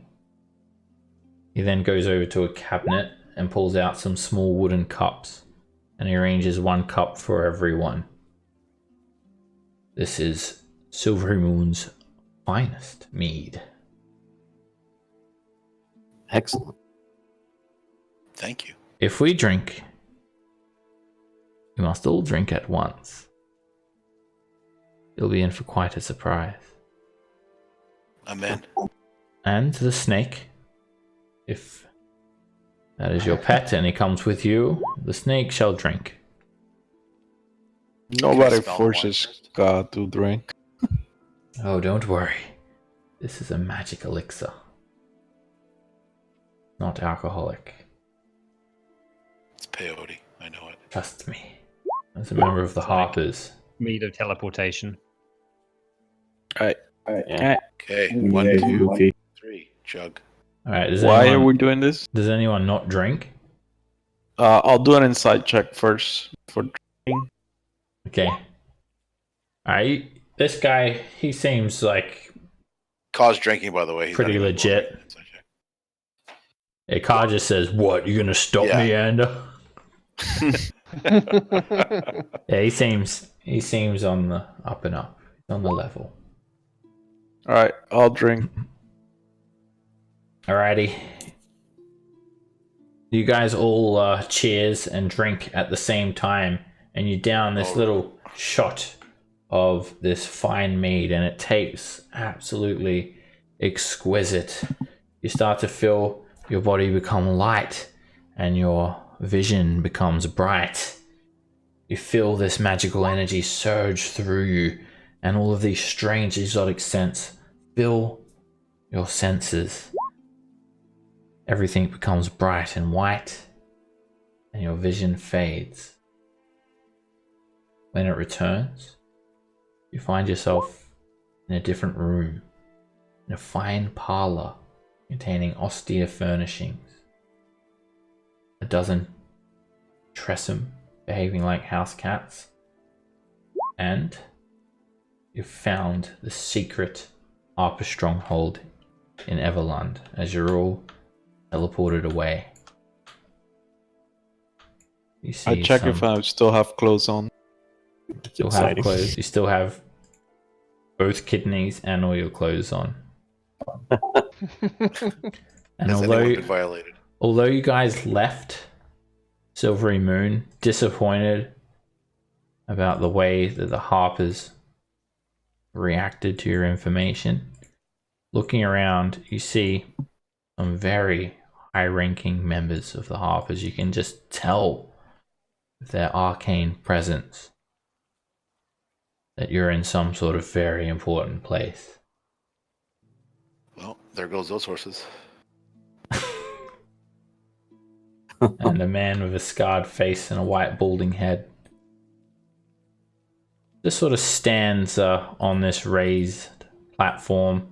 There are gemstones illuminating this parlor with various colors. There are fine rugs, important looking mages, and there's a big statue of a silver dragon and powerful archmages in this room.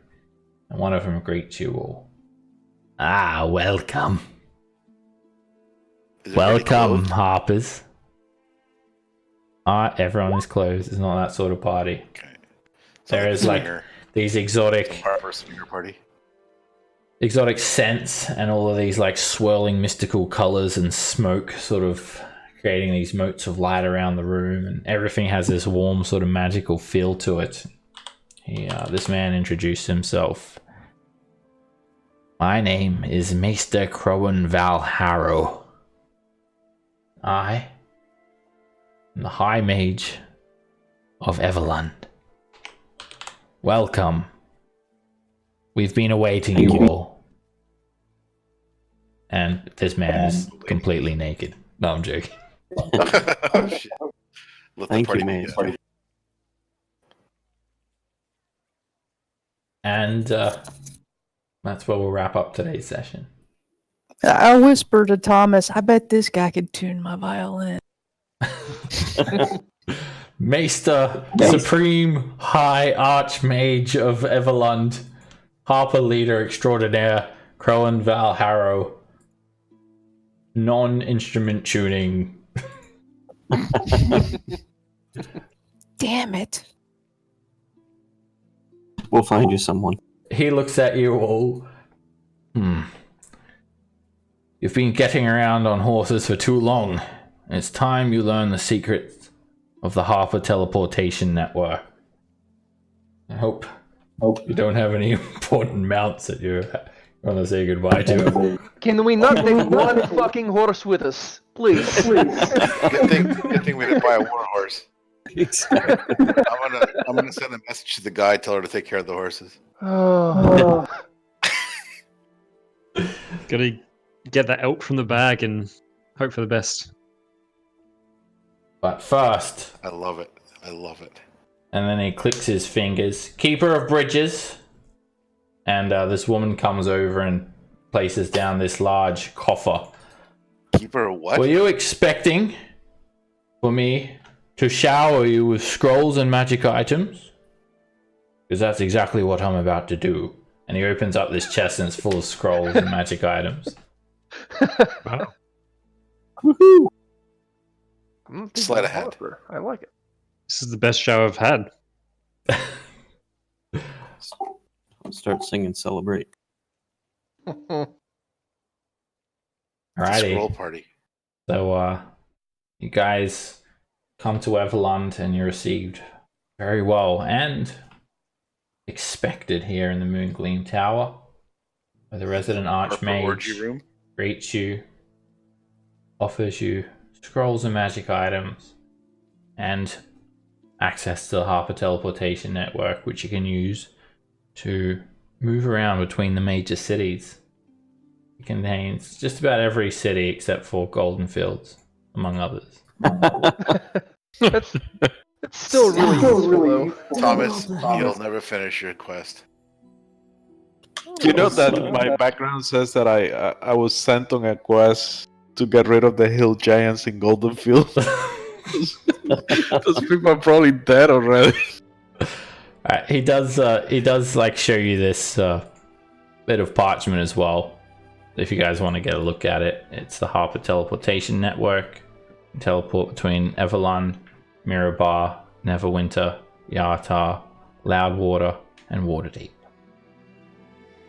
Awesome. That is awesome. Just yeah, they don't take horses though, so Especially war horses. they could take a horse. You They can just teleport choose, up They to just choose not to, right? you can teleport up to 10 creatures. They don't discriminate. Awesome. Do they have like ride sharing stables there at the teleporters so you can check your horse in at one and then check out a different horse at the other end? Yeah. They're trialing a new thing called Hoober. Like,